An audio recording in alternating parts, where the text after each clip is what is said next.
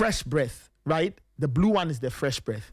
So you need to use that as well. It's part of 3 variants that the people at Pepsodent have introduced. Fresh breath for all-day confidence, antibacterial to fight germs, plaque remover for a cleaner, stronger smile. Right? So get your hands on the Pepsodent Limited World Cup Edition today. And where can you get it? It's available at supermarkets. It's available in shops nationwide.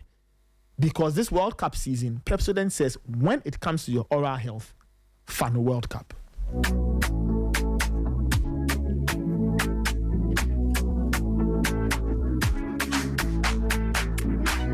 Now, Coca-Cola is also saying that Ghana, it's time to feel it all.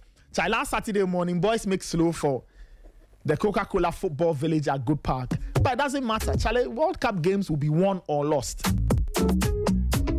But it doesn't matter. Come and watch all your favorite matches live with fellow fans. Enjoy high energy vibes, music and entertainment. Dive into interactive fan zones and win something for yourself. So bring your crew, bring the energy and pull up to the Coca-Cola fan park, because this World Cup, you just don't watch it, you feel it all. Sinclair Tech is saying that the World Cup is here, and so they are giving you the biggest discounts because it is time for the biggest football competition. From June 13 to July 25, you should enjoy amazing discounts on Apple products, laptops, Androids, gaming consoles, home appliances, accessories, and so much more. Visit Sinclair Tech today at Ashale Boche, close to School Junction. Just look for Sinclair Tech on Google Maps. Call or send them a WhatsApp message 0549 462 550. Follow them on social at Sinclair Tech _ Sinclair Tech, your trusted destination for technology and electronics. Sinclair Tech, elevate your life.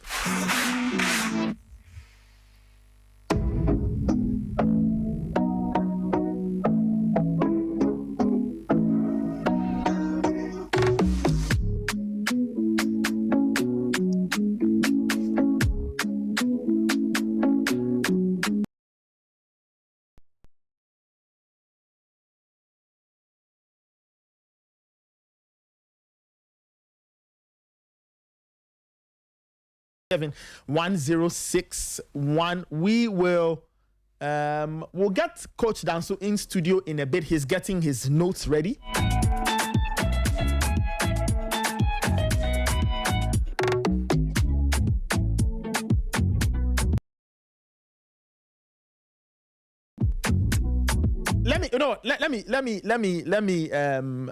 Let me call for some messages. 054-257-1061, 054-257-1061. You can equally send me a WhatsApp message.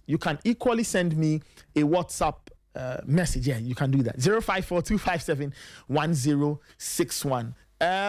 Immortal, should we open the lines? Let's take some calls. Should we take calls? Okay, Immortal is trying to sort the line out. 054-257-1061. We'll bring in Coach Kwabena Danso in a bit.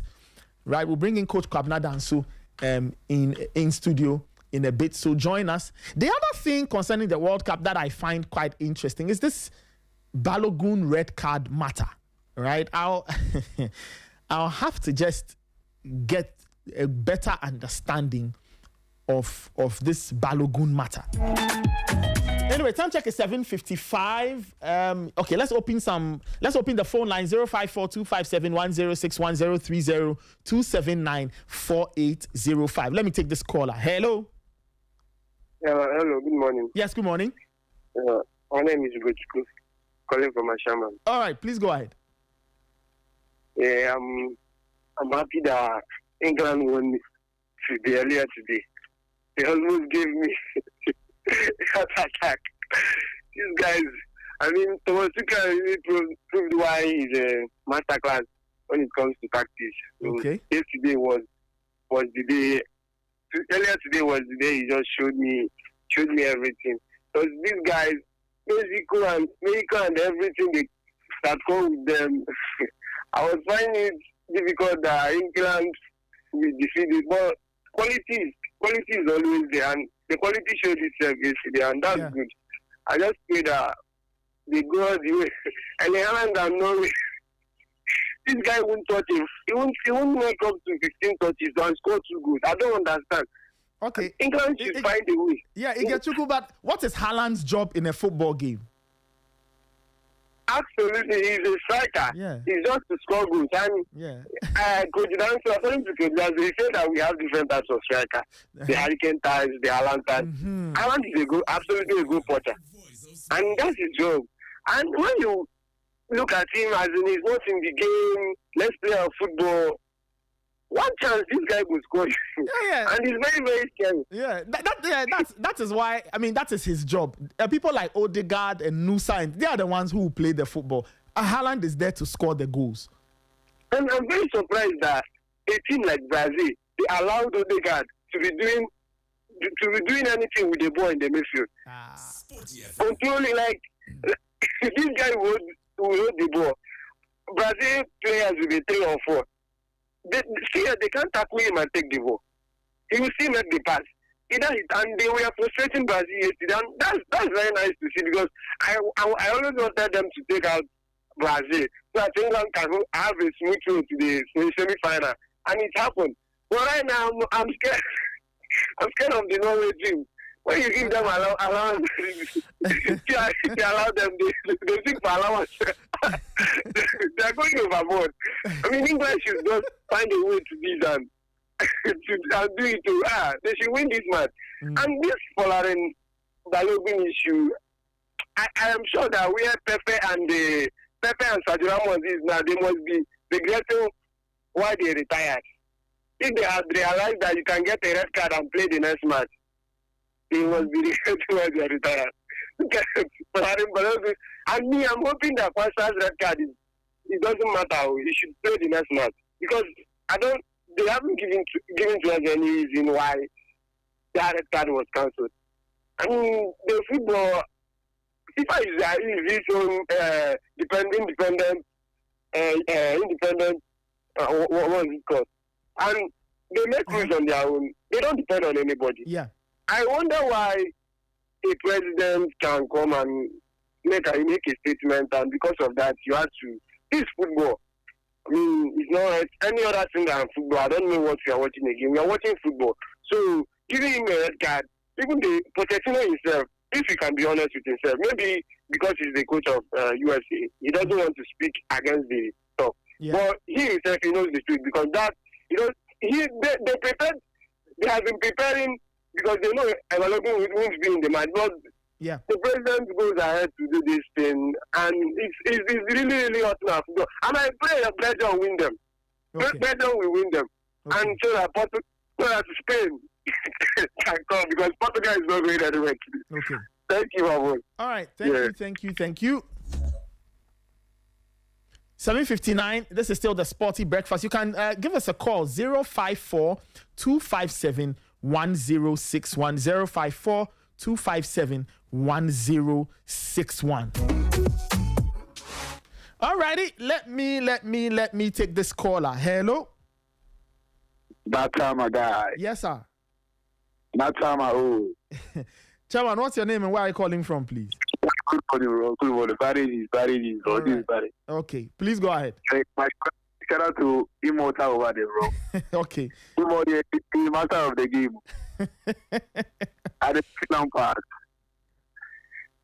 Charlie, I hear say our coach resign. Yeah, Carlos Queiroz say he left. He's finished doing the job, so he's going. But it's his own growth. See, that very deep. It's his own growth. That very deep. He gets everything wrong. Very deep. The last match we played. But you see, before we proceed, I think it's important that we all understand something. Carlos Queiroz's contract was to coach the team at the World Cup. So if Ghana's time has come to an end, his job has ended. Do you understand? Yes, I understand. You are right. But what I'm trying to say is, if you know that you did better, you should not resign. You have to come out before you take your decision. If he's taking the decision before coming here. So you have to know that he himself is that he fell. Is it that he fell? Is it that, because that's not what we expect from them. First, the beginning of this year, Okay. We think that we will not progress. We will not progress in the group. Do you know the target that was given to Carlos Queiroz? Nah. Do you know the target that was given to him? Nah. So the target that Carlos Queiroz was given, Immortal, you can correct me if I'm wrong. The target given to Carlos Queiroz was to qualify the team from the group. Do you understand? So they gave him a job. They said, Carlos Queiroz, qualify the team from the group to the round of 32. Ghana got to the round of 32. So in terms of targets and objectives, he met his target. Should we have gone further, or should we have done better against Colombia? I think so. I think he could have done better against Colombia, but in terms of targets, he has done his work. Okay. But I agree with you. So the other point you were making is true. On the day, I didn't think he coached the team well. And I agree with you. So that is a point you can make. Okay. So you can make that point. I agree with you on what he did on the day. So that is true. If you have more to say on that one, please, I want to hear you. Okay, that's fair, bro. So right now, I expect GFA to go and appoint a good coach. This guy, Reverend Arena, the guy is free now. You can go and appoint that coach so that I can build a team for now. We are going to AFCON. We are playing AFCON qualifier. So you have to bring that coach, come and build a team. For now, if you want to do it, you have to do it for now. Don't wait any longer. It's the time for you to appoint coach. You don't have to wait any longer. Because once we start playing AFCON qualification, we can't afford to not go to another AFCON. You see? So they have to start doing something, bro. They have to start doing something. Thank you, bro. Okay, all right. Thank you. It's 3 minutes after 8. You can give us a call, 054-257-1061. 054-257-1061. Hello? Good morning, bro. Yes, good morning. How are you doing? I'm okay. How are you? Oh, I'm doing super great. All right. I'm not the lie. Okay. I don't know why Ghanaians are too furious. And went out Colombia. We know our team. Hey, listen, my expectation for this last time, even I mean, you know my stand already. Yeah. Me, I never thought you even got out from this group. Because I was not so convinced about the thing we're taking to the World Cup. And our form going to the World Cup. Even I can say 90% of Ghanaians didn't think would have made out of this group. So for me, I'm not surprised at all. So I don't know. After the England draw, then Ghanaians' expectation went overboard. You see, they wanted more. This is What? FM, the voice of sport. You yesterday I said something. You can't plant cassava and go harvest maize. This thing is not good. The thing is not good. And also you said something. It's not only on the pitch, off the pitch. Things I'm hearing that the players want to do at America. Is that what? Things I'm hearing that the players want to do at America. Like going out to nightclubs. You see, hold on. Emmanuel, are you there? I said, it's alleged. I mean, I'm not saying I say it's alleged. And you see, okay, I don't even know how to respond to this. I can't confirm this and all. So you let us move on, because Charlie, it gets really difficult. You know, I understand you. Charlie, some way. Yeah, I understand you. I understand you. Some of these things, it's so worrying. It's so worrying. And you see, how is it to later? You remember that Ronaldo was supposed to, how do you call it? Ronaldo, his first game was not supposed to play. He was supposed to do what? He was supposed not to play Portugal's first two matches in the World Cup. Okay. Because he got a red card in their last qualification match. Okay. Yes, so he was suspended. Yeah, But I before the World Cup. yeah, the suspension was put on hold. I remember I read something like So that. I don't know why you are surprised about the hooligan thing. It happened. Okay. And that's the same thing. This one, how do you call it? The Americans too were waiting for their star man because Ronaldo too was given that privilege. He could have missed the first 2 games, but they did some skirmishes and they suspended the red card. That he could play the tournament. That's the same thing UFC also went to do, and they succeeded. Yeah, something. Yeah. So me, I was not surprised. Okay. I was not surprised at all. No, I was not surprised at all. And after our Brazilian team, actually, I said it that if they meet any European team, they'll be knocked out. Because look at this Brazilian team. See, they have adopted the European style, and they're going to take a European coach. And you can't play the game without the European team. You want to play like the Europeans now. The Brazilians don't play like Brazilians again. So you want to play a game that have been mastered by the Europeans. Don't beat you. So for Brazil, I'm not surprised they were knocked out of the Champions League of the World Cup. Okay. And no, we should work out for Norway. So they came prepared. People that they came with their own food. They came with their own food, so they know what they want. I remember that so well. They are prepared. They know what they want. Mother, they came prepared. So I'm not surprised they are moving on. My surprise thing was Norway. Okay. And they are giving me that vibe. Okay. All right. You have to watch out. Okay. Thank you very much. Fair warning. All right. Thank you so much. 8 minutes after 8. Give me a call. 054-257-1061. 054-257-1061. Let me take this caller. Hello. Hello. Yep. Good morning. Yes, good morning. Yeah, I'm Clement from Chichester. All right. Please go ahead. This month, the weather here is so bad. Is it the same as Accra? What's the weather like there? It's really cloudy and it is drizzling. Since morning, I'm not able to go out since morning. I see. It drizzled earlier here. It was a little cloudy. It's not bright. I will tell you, it's not bright here at all. But it's not cloudy. But yeah. You know, my surprise, Norway, and yesterday how they dominated the game. They go to some time that Norway passes were 503 and Brazil passes were not even up to 300. So yesterday, I think the Brazil led the game off from the start because Norway got onto the score sheet and it was an offside. So from the start, the Norwegians knew where they wanted to be and what they wanted in the match. And Hendrik coming on, I think it was a good substitution, but he let the team down. That chance that he got, if he should have scored, the penalty decisions, Bruno Guimaraes, I don't know why Vinicius didn't take that penalty, but after the match, he told them that the decision lies on the coach.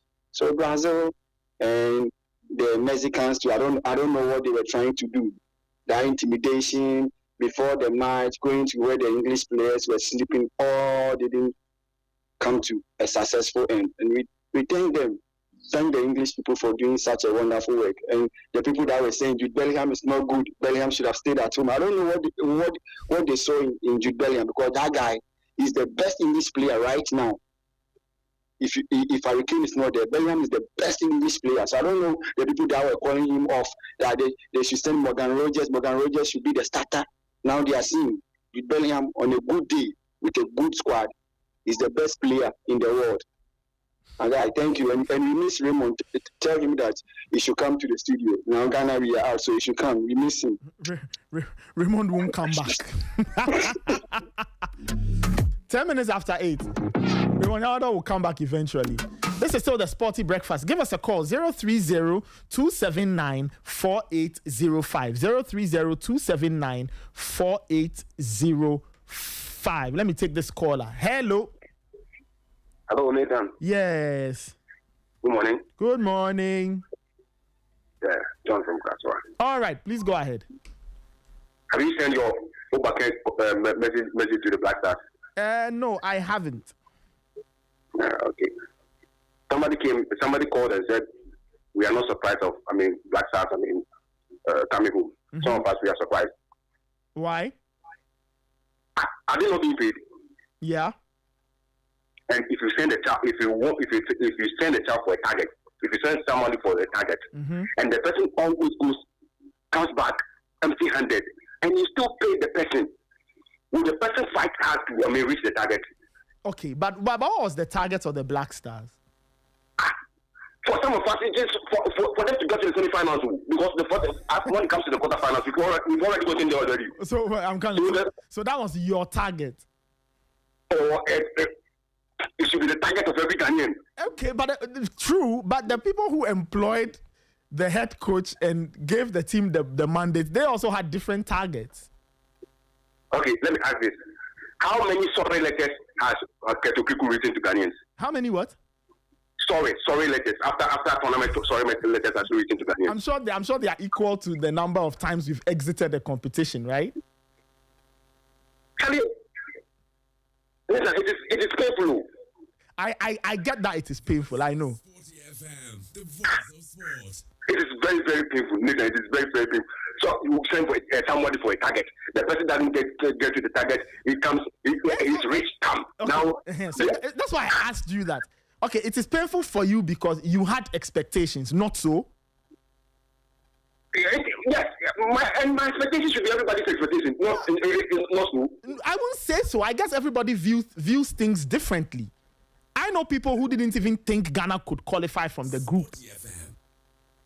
Then why did we go to the tournament in the first place? As for why we went, we played the qualifiers and we got a ticket to go. I don't see why you are asking why we went. Do you know why I'm saying this? Why? Then it is going to be like this every time. Mm-hmm. We will come back, the players will take their money. Uh-huh. We will come back, the players will take their money. That's what is going. Can I ask you a question? I'm listening. Let me ask you a question, John. Why do you think that countries like Argentina, France, mm-hmm. England, Spain, Brazil to a large extent, right, and some of these other serious countries, why do you think that when they plan for the World Cup, they plan to go all the way? Because they are winners. They win all the time. They win most of the time. No problem. Let me ask you a question. When you look at the Black Stars currently, do you get the conviction and do you get the sense that the Black Stars can go all the way in a World Cup currently? When I ask this kind of question that currently, I don't understand. Then why are we playing football in the first place? No, I think the question is still very valid.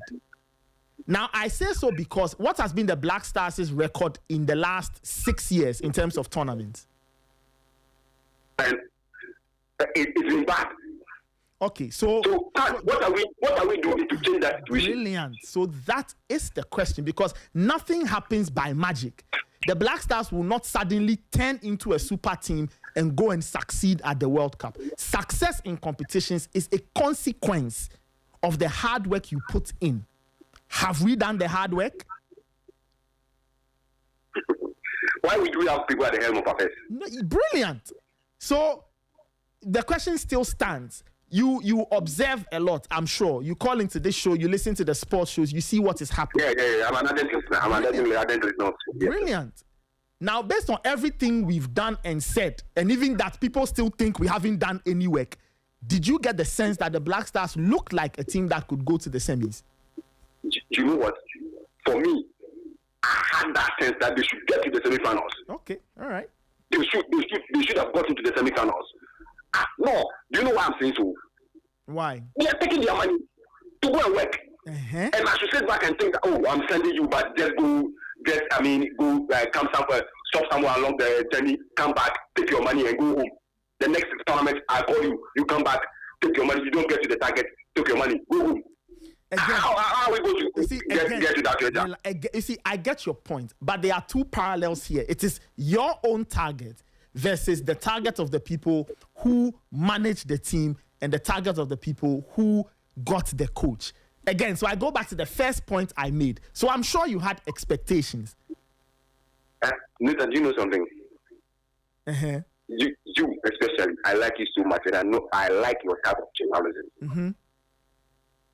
When you guys know the truth, mm-hmm. but and I don't blame you guys for being diplomatic when it comes on radio. That is the way it's supposed to be. That you have to be diplomatic when it comes to it's not. I realize I'm not implicating you. I'm not implicating you. I'm just making a point. Some journalists, they know the truth, but they are not telling we the listeners the truth, so that we'll stop following the Black Stars with the heart. They know what is wrong with the team. This one they will come back. Some are going to praise the sports minister. Some want to do the work of the sports minister. So basta. Anyway. Oh, listen. I know how. Anyway, I think I lost the caller. Unfortunately, I lost the caller. 054-257-1061. Let me take this caller. Hello. Hello, good morning. Yes, good morning. Yes, my name is Akwesi from Polonia. Okay, Chief, I want you to do something for me. Please turn down the radio. Please, I want to. Hello. Please turn down the radio. I have turned down the radio. Brilliant. So listen to me through the phone, not the radio. Please, I'm listening. Yeah. What's your name again? Uh-huh. My name is Akwesi, calling from Polonia. All right, please go ahead. Please, the question I'm asking is, please, what have Jordan Ayew did? Is Jordan Ayew a legend in Ghana here? Is there a way of measuring who a legend is? No, because I don't see why he should be born, and then the pressure he's giving to Black Star that makes him to be the captain. Well, it was Otto Addo who named him Black Stars captain. Because I don't know, actually, more Colombia match. We are not expecting that Jordan Ayew should start. He should start in second half. If Ghana Black Stars started winning, that is when they should bring him. Another thing, what we are doing, the Black Stars, they try, because many countries come out from group stage and we're able to use 32. But my problem is, if I'm able to have John Manahama's number, I will call him for them to remove Jordan Ayew from Black Star for us so that the boys can play the ball. That is why I call. Oh, true, I'm telling you, if I have our president, our father, John Mahama, I will call him direct and tell him this. So you are going to call the president to do what exactly? To help us and remove Jordan Ayew from Black Star so that the boys will play the ball. So do you want to tell we have players, we have boys that can play the ball for me. You want to tell the president to remove Jordan Ayew? I'm very serious about that. Listen, Chief, let me tell you something. The president of the Republic, the president of the Republic, I don't think he's interested in taking away somebody's captain's armband or sacking somebody from the national team. That is why the national team has a head coach. Those decisions are for the head coaches to make. It's like you should give him the order. You should give him the order to do that. Hold on, it's like I'm here, I'm hosting a show. And then I go and say that I don't know where you work. And then I call your boss to say that he should sack you. What power do I have to tell your boss to sack you? And because it's not helping we. If you have a boss in your work company and you see that it's not helping him, you give him a sack. That is how they do things. Please, he's worrying us. He's worrying the Black Star. He's worrying the Ghana. Okay, right. That is my call. All right, no problem. Thank you. Thank you for calling.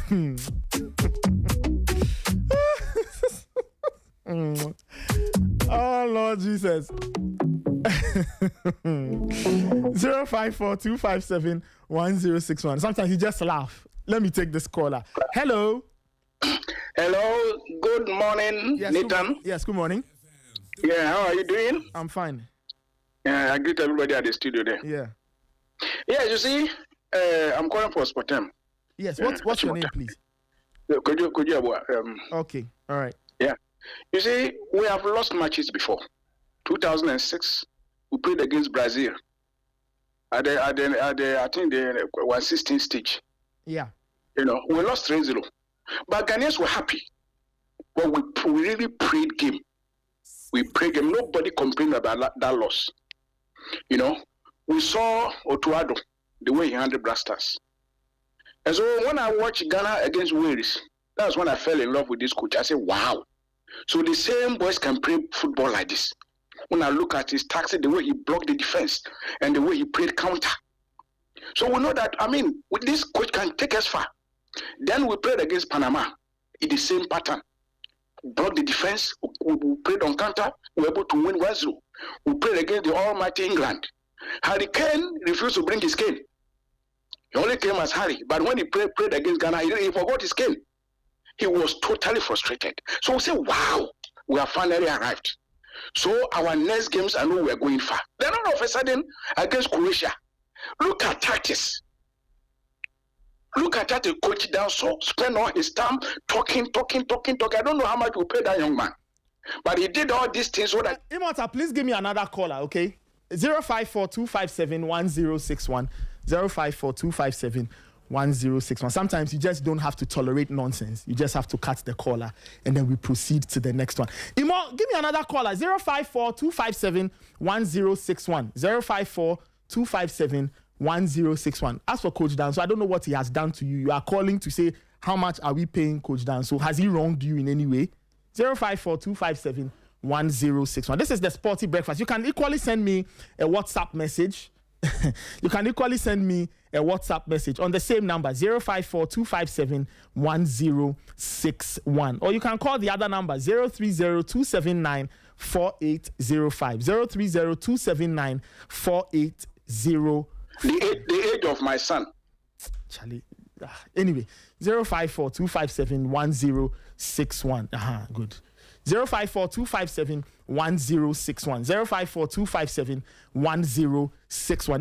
This is the Sporty Breakfast. I mean, there are some of these things we should not be tolerating. Coach Dan, so he hasn't done anything to anybody. So why are you insulting him? Hello. Yes, hello, Mr. Nathan. Good morning. Yeah, good morning. Yeah, this is your one and only Achekera in Tema. Achekera, how are you doing today? Oh, I'm good. Yourself, please? Yes, I'm fine, thank you. Please go ahead. Okay, good. Yes, good. So I'll do it now. With the Black Stars match, as usual, we woke up to watch. While she was expecting us to play a different game, but in the first 10 minutes, she realized we're going to play the same game we played versus England, defending. So she slept. In 3 minutes, they scored us. Mm-hmm. I don't know if I don't know what people are expecting from the Black Stars. I don't put my emotions into this game. It's worrying. Just what we do. Leave the decisions to the handling. Don't come and insult people left, right, center. It's unhealthy. Leave the decision to the handlers. Let them handle it. My second point is my second discussion will be on the Brazil team. The Brazil team it's not too heavy. They are just high. It's not too heavy. They are just high. You realize if they want to score you quickly and jubilate quickly, I don't know. They are just passing the ball around, moving, sharing the crowd. That it doesn't work. My third point is on those always accusing Ketuketu. Mr. Leta, are you listening, please? Yeah, I'm here. I'm listening to you. Yes. So you realize people keep blaming Ketuketu, but they've forgotten the people who vote him into power are a few number. They take the decision. So if you are shouting at the back, your voice will be heard. So those people who vote are the ones you are supposed to channel your grievances, not Ketuketu. Sporty FM. Good morning, Nathan. All right. I start checking. All right. Okay, you have a question? No. I was just thanking you for the call. Thank you so much. Okay. Thank you. All right. 054-257-1061. 054-257-1061. Let me take this caller. Hello. Hello, good morning, Nathan. Yes, good morning. I don't know why people are complaining about. What's your name? Okay, my name is Gabriel calling from Swinters. Thank you. Please go ahead. Yeah, I don't know why people are complaining about this too, because there is no single person who's having good that Black Stars could even qualify out of the group, and then we were able to qualify out of the group. So we should stop blaming any player or any. We should stop putting division into the team, and that is what we've been doing for the past years, and that's the reason why the team is not performing.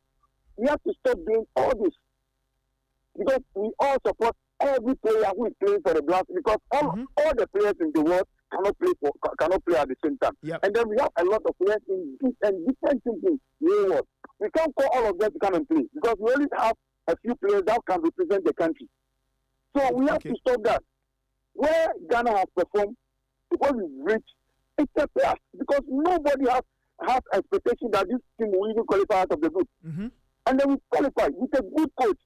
This is the first time we've seen a very high class coach coaching Ghana, and we've seen the good work the man has done. I don't see the reason why we should be complaining. The complaining and things are doing harm to us.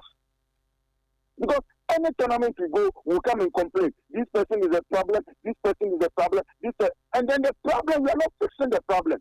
But you know Jordan Ayew is the problem. Then we shouldn't call Jordan Ayew again. I'm not the handler of the Blaster. They know what the guy is doing for them. So we should stop complaining about players and then focus on how to build a very solid team. Our coach has done a very marvelous job. At least we've known our defense is good. So now we have to focus on how to bring in players to attack. Because this thing, watching the 4 games we played, we know that this is a team that can defend very well. So we have to bring in players that can also attack very well. How's it? We should stop blaming people and whoever. If we are doing this, we'll do this and do this and do it, and all come to a single thing. Thank you, Nathan. All right. And then good day. All right. Thank you. 8:28. I'll bring in Coach Danso in studio in a bit.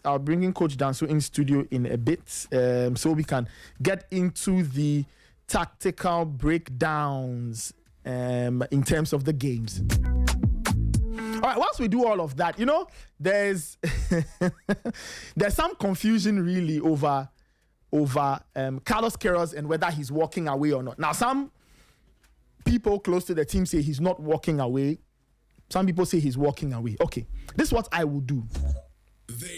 I'll read the statement, right? I'll read the statement and then we can all decide. Of course, the context in terms of all of this, or the other thing we need to recognize is Carlos Queiroz's contract length. He was tasked to take the team to the World Cup, right? So I'm assuming that there will be, or there might be, a conversation to see what happens. But this is Carlos Queiroz's statement, and you can interpret it. Look, you can interpret it any way you want, right? Now he says, quote, to Ghana, football, like life, teaches us one timeless lesson. You either win or you learn. I leave this journey with pride in what we achieved, but also with a healthy dissatisfaction of those who wanted more. Reaching a higher level should never be the destination. It should be the beginning of even greater ambitions. The future of the Black Stars will not be built only on the pitch. Success must start off the field. Success must start off the field by creating the best possible environment to prepare, protect, and develop Ghana's extraordinary football talent. To my president and board, thank you so much for the opportunity to serve the national team. It was an honor and privilege to serve the country and the Black Stars. To my players and staff, my deepest gratitude for your courage, commitment, and unwavering dedication to the team. To the fans, we cannot claim complete sporting satisfaction, but we can proudly say that we honored the colors of Ghana and restored respect and credibility to the Black Stars on football's greatest stage. Thank you, Ghana. The journey starts now to the future. End quote. So that's the second time I'm reading Carlos Queiroz's social media post. Now, some people say that is a sign that he's walking. Other people say he is not walking. We'll try and see if we can get an answer from the people at the FA, because they appointed him, or they announced his appointment. Let me put it that way. They announced his appointment. And in that announcement, they detailed what exactly he would be doing at the World Cup and across which time span. Who at the FA can we get? Who at the FA can we get to give us clarity on this Carlos Queiroz matter? So we'll see who can give us clarity on this Carlos Queiroz matter. Time check is 8:31. You can still give us a call or you can send me a WhatsApp message 054 257 1061 054 257 1061 054 257 1061.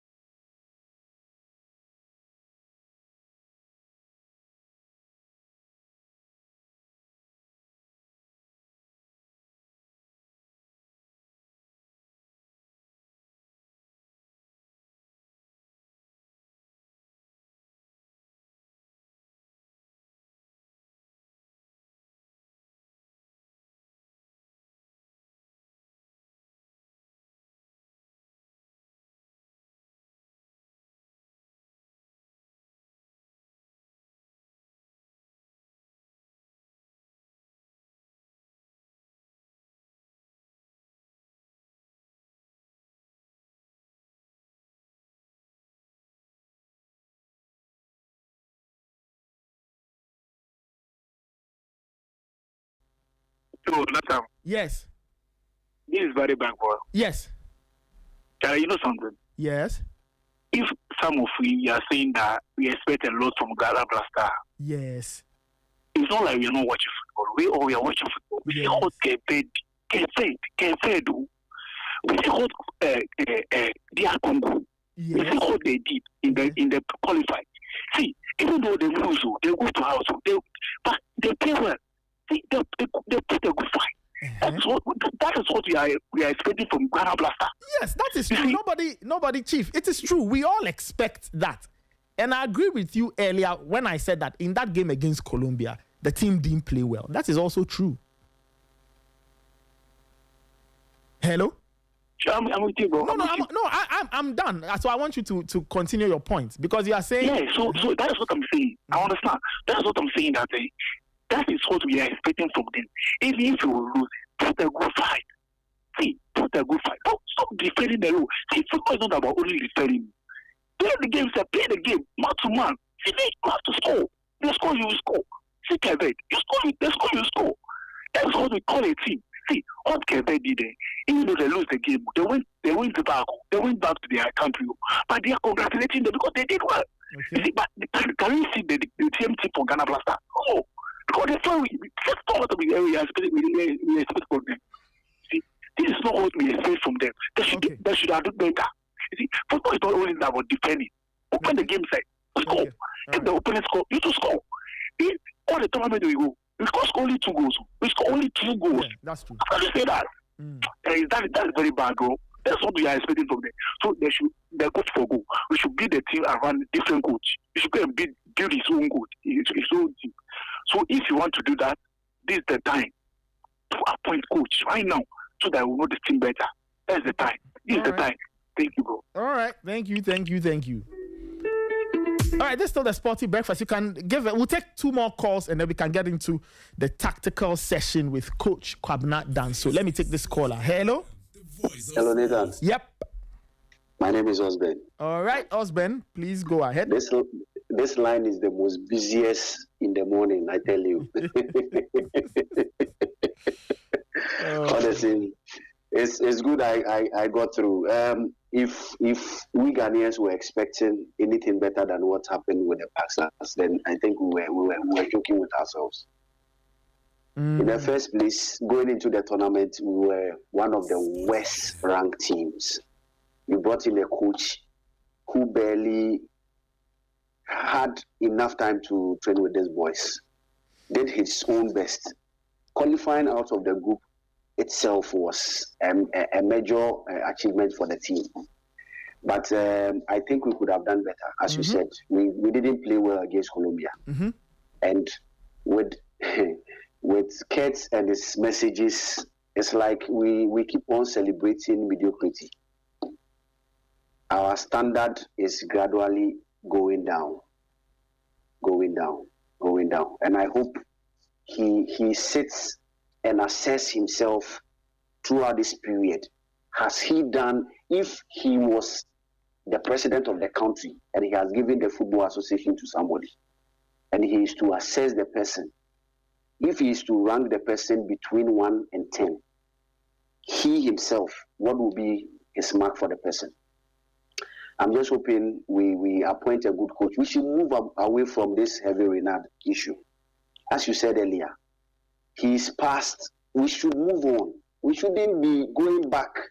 There are better coaches around, young, vibrant coaches we can appoint. I can't mention names, but I'm sure they are equally very good coaches. Nobody knew the coach of Queiroz until this World Cup. We can have a young, vibrant coach who is ready to work with this team so that we move forward. We have qualifiers coming up in the next 2 months.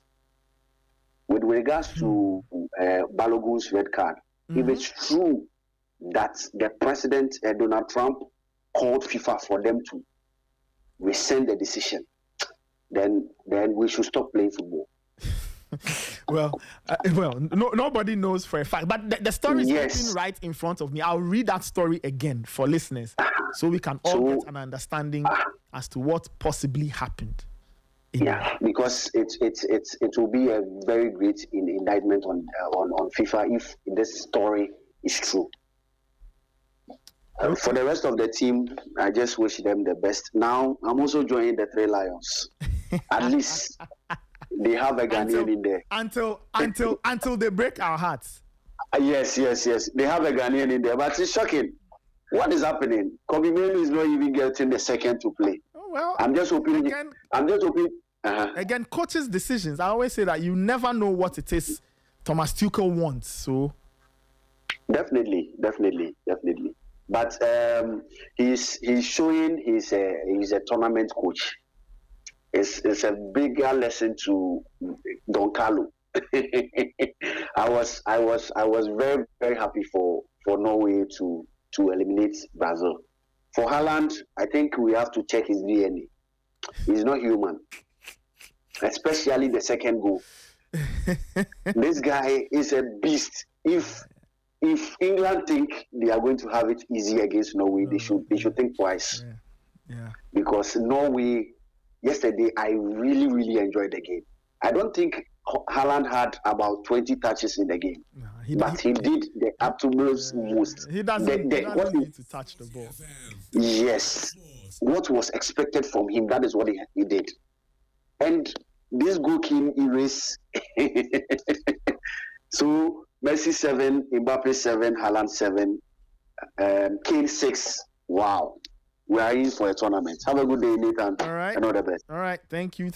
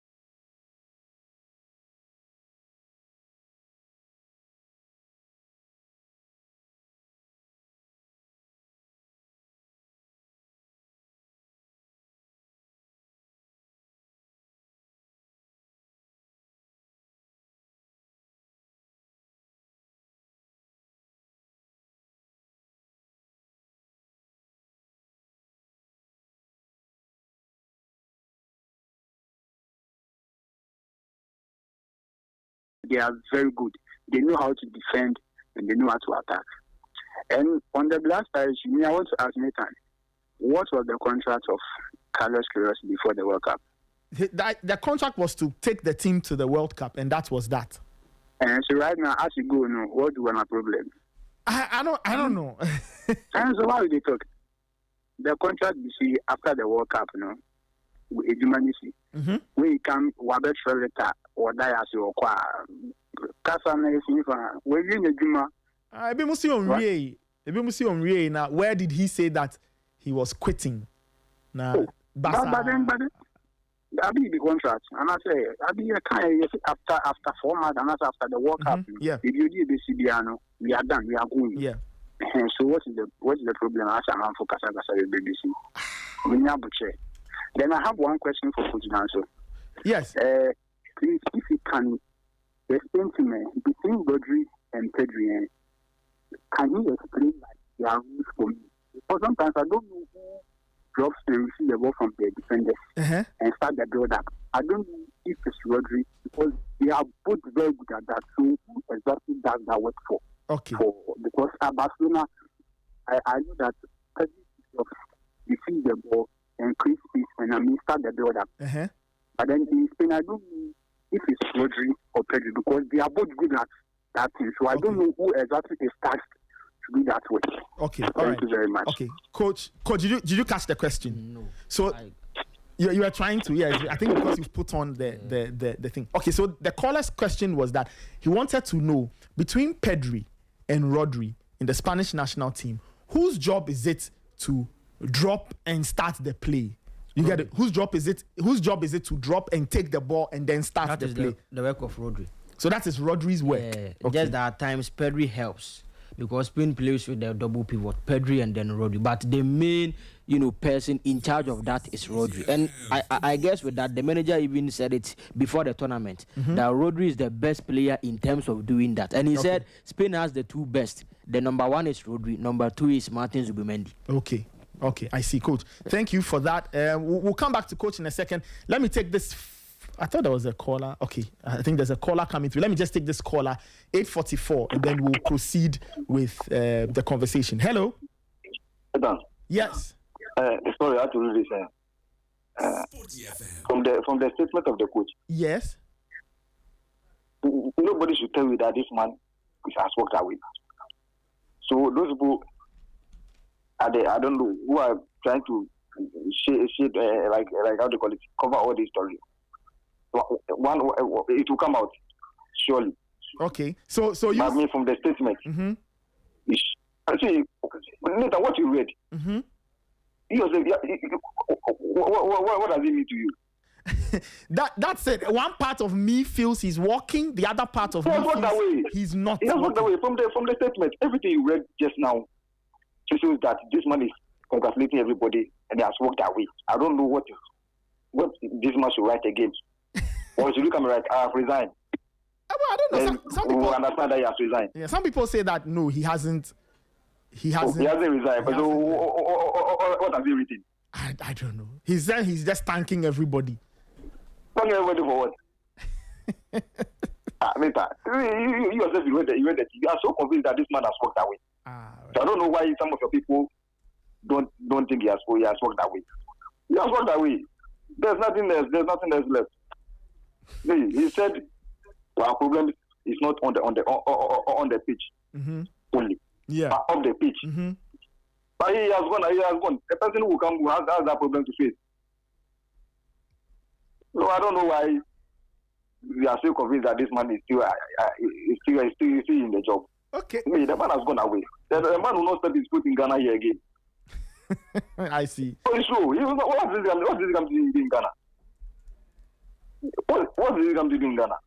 Nothing. He's gone. All right. We should prepare and look for how start looking for a new coach. Okay. And start our new thing. Okay. That's what I think we should be prepared for. Okay. All right. Okay. Thank you. All right, we won't take any more calls for now. Time check is 8:47.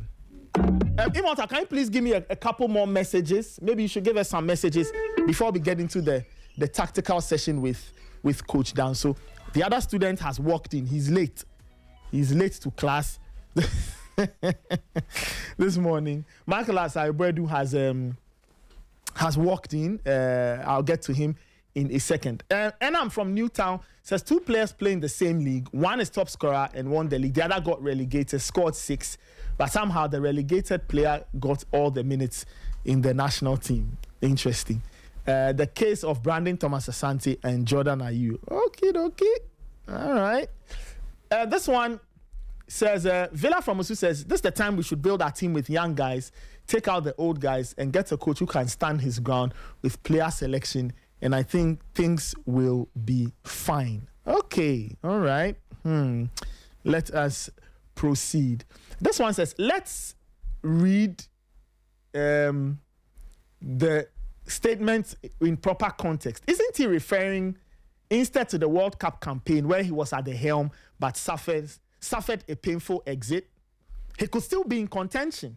Why are we saying that I leave this journey with pride means he has resigned? He could still be in contention for the Black Stars job. Well, that is also very true.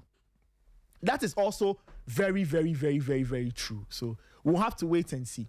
Kelvin from Dansoman says, I'd like Coach Nasu to explain the tactical reasons behind Alexander Sørloth, who we all know is a striker, starting every game from the right. From what I've watched in all of Norway's matches, he hasn't been particularly effective in that role. He rarely delivers quality crosses into the box. He doesn't seem to take on defenders. Hasn't contributed much offensively from the wing. Could there be a specific tactical reason why he's been played in that position despite his limited impact? That's an interesting one. Yeah, very, very interesting. You see, personally, watching Norway, I also ask myself these questions. But you see, I got answers. Now, Nathan, the first thing is that the coach in the first place is making room for Alexander Sørloth in their game. Mm-hmm. Because at the number 9 position, he's not going to bench Erling Haaland. Yes. And you see, for Norway, they even have Jakub Sranlas, you know. Yes. He's not even playing. Yeah. So he has 3 quality number 9s. So what the coach is doing is very simple. Let me start Erling Haaland as my number 9. Mm-hmm. Let me start Sørloth on the right wing. Mm-hmm. So in possession, then the fullback, the right fullback, Ryerson, you overlap and hold the weight on the right side. So it means that if Ryerson gets to the right side, then Sørloth, you must move to join Erling Haaland up front in more of a front 2 shape. Okay. But most of the time, Ryerson delays his overlapping run, and that is why Sørloth is left, playing as the right winger. To me, it's not helping, but hey, they've qualified to the quarterfinals playing this way. Okay, all right. Let me read a couple more messages, and then we get into the tactical conversation. Kwabna Enim from Shalebotre says, you want to tell the musicians to keep their beef away from the national team. Okay, no problem. I hope the musicians will listen to you. All right, let's go through some more messages that have come through on the WhatsApp number 054-257-1061. Papistic Bad from Amahia says, if it's true the coach has resigned, it's going to shock me because he was happy to be here. We had high expectations. Okay, we are not up there. All right. This one, why? Michael, why? I mean, you see, these are the kind of messages I don't want to read. You read it for him. Prince from Mile 7 is asking if Ali Dusedu is related to Shatabando. I mean, what?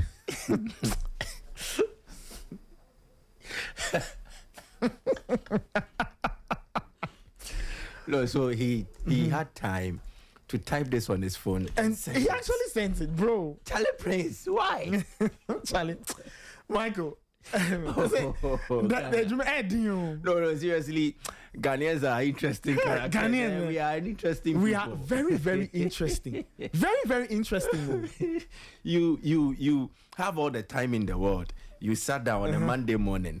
The only thought that came to your mind is to ask Nathan, to ask me that if Ali Dusedu is related to Shatabando, so what would that do to... So such a question, what will it do to this... Hey, this one says, do you remember before the tournament, Coach Danso mentioned that the intensity of the small-sided drills and the rondos in terms of the Black Stars players was low.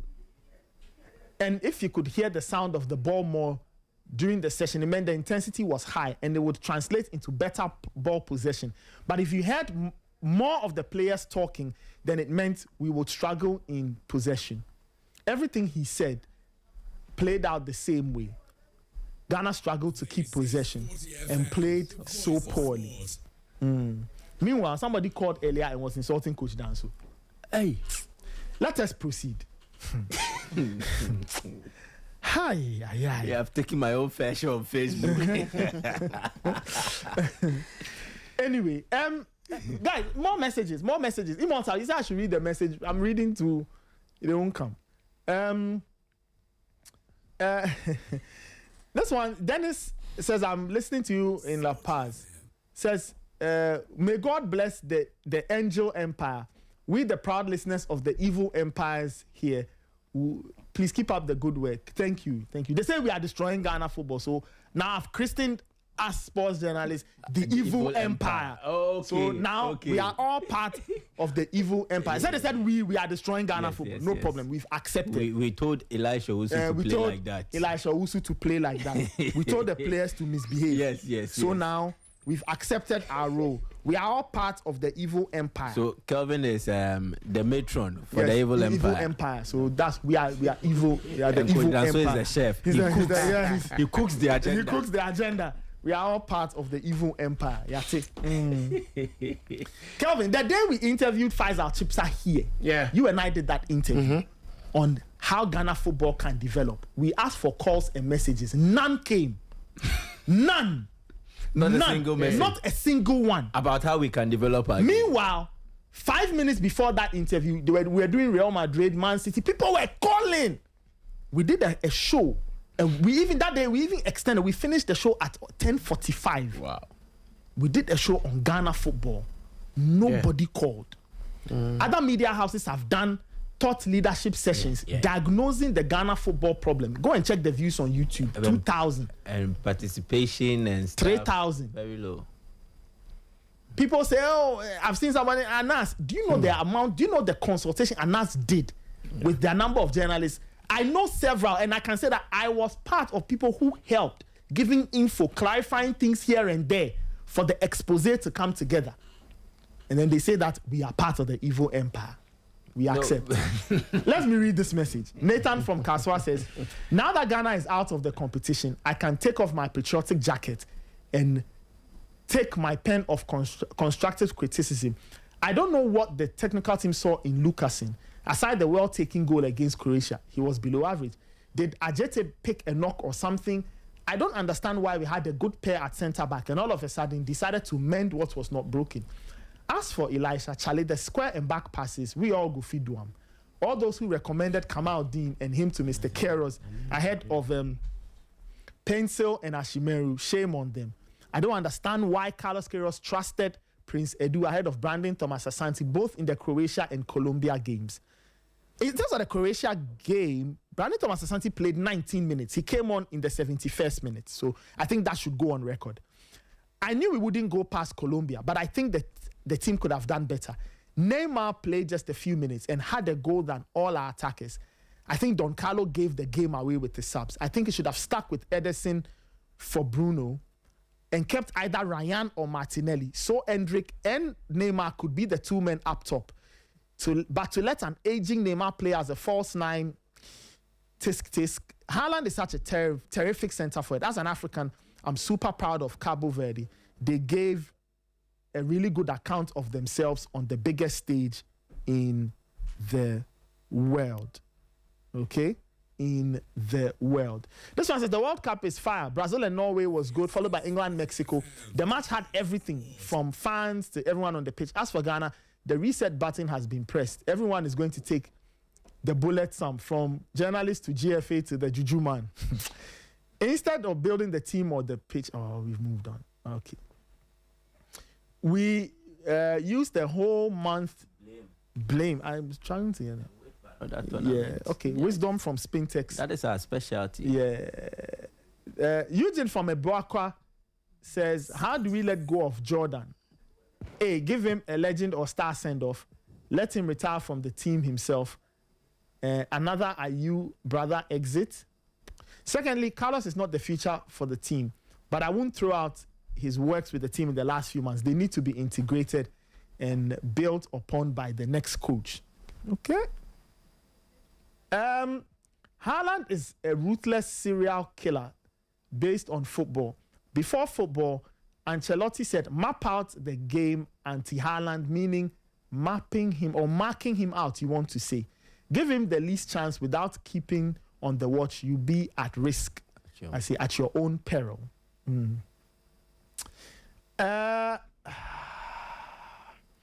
This one says, it saddens me we were eliminated. I want to appreciate every single player. This message is long. Anyway, says, I want to appreciate every single player who gave everything. They fought for the badge, and regardless of the result, they deserve credit. I also want to appreciate... Immortal. I also want to appreciate the coach and the entire technical team. Carlos Queiroz managed to do what Otto couldn't achieve in years. He made us realize the team wasn't as bad as many people thought. He ID'd one of our biggest problems, which was conceding too many, and he worked hard to fix it. We all saw the improvement. As Ghanaians, I think we should try and reduce the constant attacks on the players. Coming into the tournament, none of us genuinely expected them to go far because of our recent performances. Yet over the past few weeks, they gave us something to believe in. The improvements from the players was there for everyone to see. On the Thomas Asante issue, none of us know for sure whether he actually broke curfew. If it's true, then I believe the coach made the right call by disciplining him. I know many people will disagree because it's one of our biggest attacking threats. But when you look at the squad, it's filled with young players. The coach has to set standards and lead by example. If you let one player get away by breaking rules, others may still feel they can do the same. Even Mourinho won't tolerate that. Our emotions are high right now, and that's understandable. But let's take a moment to calm down and think before we speak. Criticism is part of football, but let's make it fair. Okay, goes on. Man like Paps sent that particular message. That's quite a long one, but it's quite fair. And I like that line. You know, I like that line. People's emotions are raw and high. Yeah. So people will say all kinds of things. I won't fuss too much. A couple of times I will call you out and tell you can't speak like that. But look, we still have to learn. We still have to learn.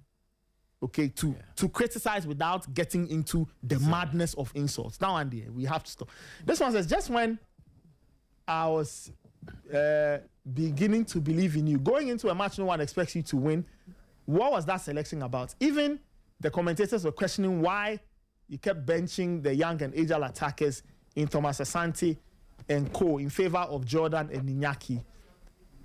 Playing Kwesi Sibo and Elisha Owusu when you have the creativity of Bonsuba and Augustine Boache. It's okay, walk away. Thank you, Atisigi, for keeping the scoreline respectable. Stephen Adane Dankwa, Tema Community 3, sent that particular message. This one says, I still have not felt any pain since our World Cup exit because I didn't see us going past the group stage. Yes, Panama might not be a top team, but we were never better than them going into the tournament.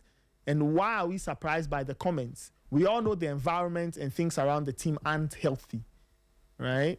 We must applaud the coach for giving us some hope. Madiba Mandela from Dadring via Axin. I see.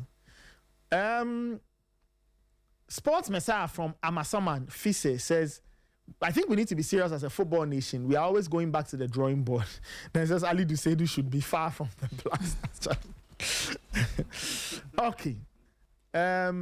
This one says, let's be guided by the use of the word resigned. The coach's contracts and tasks are over. It's up to the GFA to renegotiate if they want to re-employ him. That is true. Carlos Queiroz was tasked with the World Cup. If it's done, it's done. If it's done, it's done. Joe Inteshi says, if Ali Dusedu is called again, I know we are not ready to change our football. I'm not even the coach. But the first day I watched Sibo and Elisha Owusu, I said, what? These two are not good enough. Anyway, this is the Sporty Breakfast. All right, let's get into the tactical sessions. Coach Kwabena Danso is here.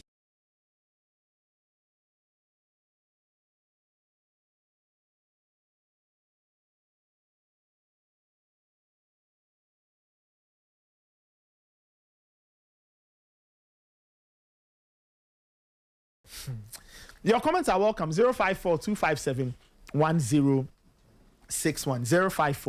054-257-1061. All right, Coach. Yeah. This morning, what have you got for us? So this morning we are going to analyze England and then Mexico. Okay. So from there we will touch something small on the Brazil and the Norway game. Okay. See, on that game yesterday, Mickey, I hope you remember.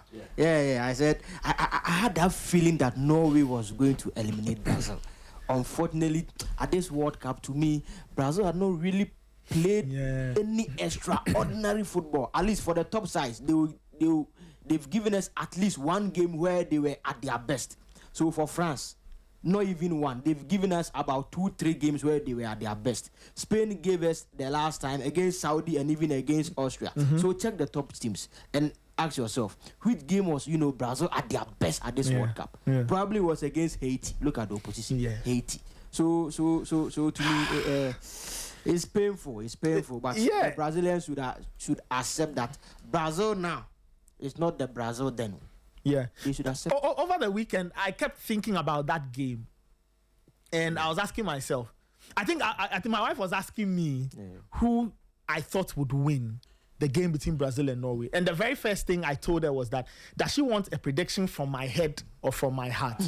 Then she laughed. Then she said, okay, what do I mean by that? And I said, well, my head tells me that Norway could do a number on Brazil. But my heart tells me that, Brazil can win, blah, blah, blah. But you just get this, it was something that looked like a possibility. Norway doing a number on Brazil. And ultimately, they did. They were able to. Yeah. So but we will begin with England and then Mexico. That's the result that excites me. Yeah. England, Mexico. And it was Bellingham too who scored. You see, with this game, Nathan, we are going to combine two things to do the analysis. Okay. Science and tactics. Science and tactics. Yeah, this morning we'll do a lot more of biology. Hey. Yeah, so science and then tactics. Listeners, so please, those who studied biology, dust off your biology notes. Today we are going back to the biology class. We are going to add these two. Yes, and for those who are watching, you can also, if you are listening to us, switch to Facebook and enjoy the feed. We are there. You can also catch it on YouTube. We'll also share the session later. I've been getting a lot of, I won't say stick per se, but Immortal, our producer, has been talking about the fact that because people are listening to us, we should try and do a lot of description. So, Coach, today I'll be interrupting you a bit more to describe. If there's something we are watching, I'll try and describe a bit more for our listeners. Okay, so a very good game of football yesterday. I won't call Facebook. I won't call Facebook. I won't call her. Maybe you'll be in Facebook. I won't call YouTube. Maybe on YouTube. Maybe a data chrome. Uncle X space. Honestly, see, I never Facebook. Facebook. I sporty what? Challenge. You are giving us. You are giving us the vibes from your hometown. Facebook. Mickey can preach. Yeah, Mickey, it's true. He's got the vibe of a preacher. I can see it. Anyway, Coach, let's go. So a very good game of football. Now England moves on to face Norway in the quarterfinals. But you see, Nathan, before the game, a lot of people, including me, we were looking at how England was set up against Mexico. Because in football, before you can play any game, before you can choose your tactical approach, there are some factors that you must consider before choosing your tactical approach. You don't just say, okay, I want to play this way, so I'm playing that way throughout. No. And especially for tournament football, we don't do that. That is why there are coaches who are very good at playing tournament football. And there are coaches who are very good at playing league, 38 league format, marathon. 38 league, and there are coaches who are very, very good at playing tournament football. Because to play in a tournament football, Nathan, you must accept to sacrifice a lot, and you must consider certain things before choosing your tactical approach for each and every game. Now, the first thing that you must consider is the strength of your team. The weaknesses of your opponent will be the second one. Okay. What you are looking for in the game will be the third one. And to me, the last one will be the environmental factors. Okay. The environmental factors. Since it's a tournament that most of the time is played outside your jurisdiction. Because look at the 48 teams that are playing at this World Cup. Only 3 of them had the luxury of playing in quote at home. Which is Mexico, USA, Canada. Yeah. The rest 45 were playing in quote away. So you must consider the environmental factors, because it's not the environmental factors that you are used to in your home country. Now for England, Nathan, there were at least 3 environmental factors to consider before choosing a tactical approach for this game. So the game that they played yesterday, it's not how the English team plays. It is not how they play. Go and check the possession stats. England in Europe is one of the best teams in terms of ball possession. Yesterday, even before the red card, Mexico were dominating. And it was intentional from the English team because they considered the environmental factors. I think I know why they did what they did. The heat and the altitude. And the altitude. You see, now the first environmental factor that the English team considered is the high altitude, as we have seen. You see, now there's a condition in the body called the hypobaric hypoxia. Hey! Hypobaric hypoxia. Hypoxia. So, you see, it's a condition. Where? Hypobaric hypoxia. I said today you combine biology and then tactics, so don't worry. So you see, Nathan, this is a condition which occurs when the body does not receive enough oxygen because of the low atmospheric pressure. Now in high altitude, what happens is that for the oxygen content is the same, about 21% is the same. But the atmospheric pressure reduces. Now, since the atmospheric pressure has reduced, it means that once you breathe, the normal oxygen intake, when you are at maybe sea level, at high altitudes, you are not going to get the same oxygen intake. And that will cause the hypobaric, hypoxia. So that is the first thing. And with this, it means it is going to affect the energy of the English team. Okay, coach, before you proceed, I'm reading this on my computer. Okay. Hypobaric hypoxia. Yeah. Condition where reduced atmospheric pressure at high altitude leads to insufficient oxygen availability. That is the point. For the body. Now, that is the point. How symptoms: headache, fatigue, dizziness, nausea, shortness of breath, and sleep disturbances. Yes. I'm saying this because, Michael, I'll tell you something. When I first got married, right, this was so we went to Ho. I went to my wife to Ho, right, and as part of the package, we went to climb Afaja. Okay. My wife, after she said, this is not for me, so I went. Hard guy, I braved it. Climbed the mountain. It's one of the proudest moments of my life.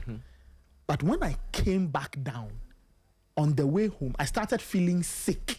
That is the point. Okay. And then I threw up terribly in the car. Yeah. I threw up so much until we got back to the hotel. And then I slept. When I woke up at about 3 hours later, it felt like nothing had happened. I felt back to 100%. Yeah. So in reading these symptoms, my mind went back to me. And I see. So that is the first thing that England decided to consider before choosing a tactical approach for this game. Okay, because now you are playing at altitude. At higher altitude. Now the second one is the reduced energy. Once you are playing at a higher altitude, with the metabolisms in the body, definitely you are not going to play with a high energy. You are going to play with reduced energy. And let me explain this for you. Now, Nathan, when you do high intensity exercises, the body generates what we call the lactic acid. Now, let me explain. This is what happens. So, during the high intensity exercises, the muscles need more energy than your body can supply with oxygen. Because we all know that oxygen is very much important whenever the body wants to produce energy and all those things.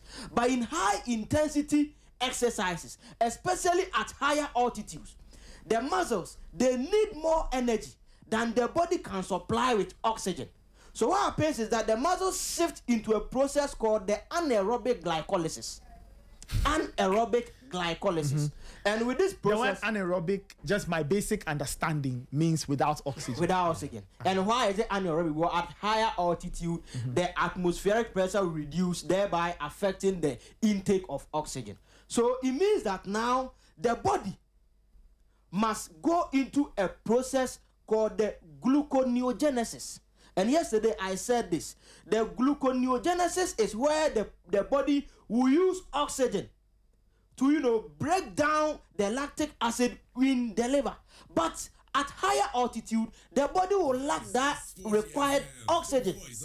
So it means that in turn, you are not going to get that 100% energy that you know that, okay, for me, I can sprint at this distance and come back and go again. At higher altitudes, because of these processes, you are not going to be able to do them. And again, there is a physical effect on the ball as well. Because Nathan, you see, at higher altitude, the ball travels faster and sometimes even higher. Why? Because there is what we call the less drag. Okay. Less drag. You see, at high altitude, scientists will tell you that there is a thin air. The air on or at sea level is denser than the air, at higher altitudes. And that means that there will be less drag on the ball. And then it means that if you shoot, there's the possibility of the ball going faster and higher. So for England, Nathan, these are the 3 factors they have to consider before choosing a tactical approach for this game. And to me, with how they decided to approach this game, to me, it was good. Because let's check it. In the first half, how did they play? In the second half, how did they play? Now, after the game, we have Harry Kane, the captain, the leader of the English team. Now, Nathan, let's listen to Harry Kane after the game. After that, we will continue with our analysis. Okay, okay. Just pause that for me. Okay. Whilst I get the audio. No problem. So, okay, all right. I think let's see if we can hear Harry Kane. Yeah, Harry Kane. Well, Harry, huge congratulations. What a contest, what a win. But I just firstly wanted to ask you what's happened over there by the England goal, because there looks to be some concern. Yeah, Jordan, my voice is gone. Hendo just fell over there. I think he's okay. Just something to do with his arm. Okay, well, as for the performance, I think it says it all, the fact that your voice has gone. That was some contest to watch. What on earth was it like to play in? Yeah, it was a crazy game. We had to fight.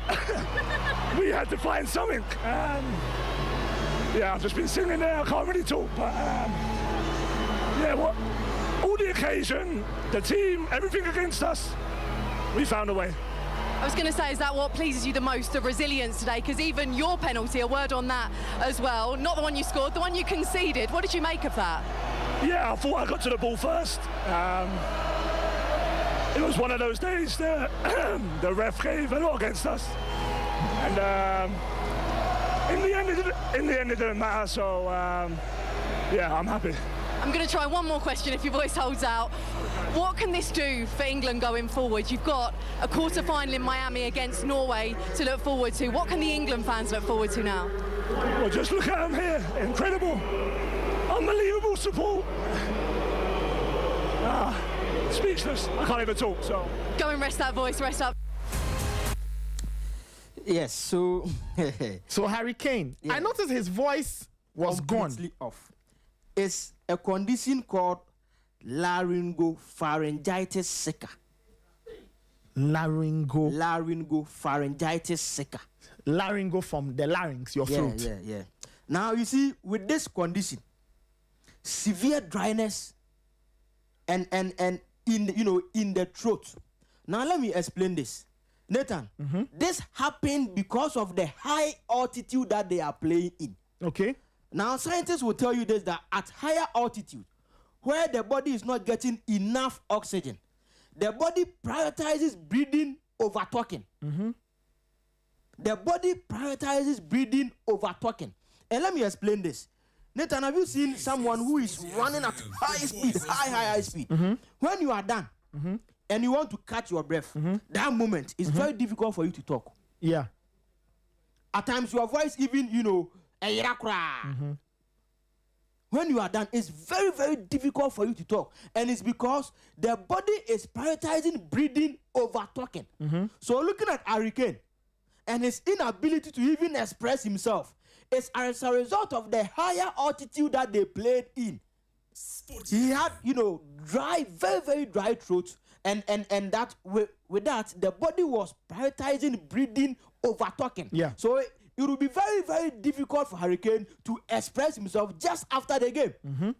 And these are some of the things that the English team they went through. Not to talk about the fact that they even played with 10 men. In these circumstances that you need a lot of energy because you are not going to get them, so you must conserve it and do very well. They were also playing with 1 man down.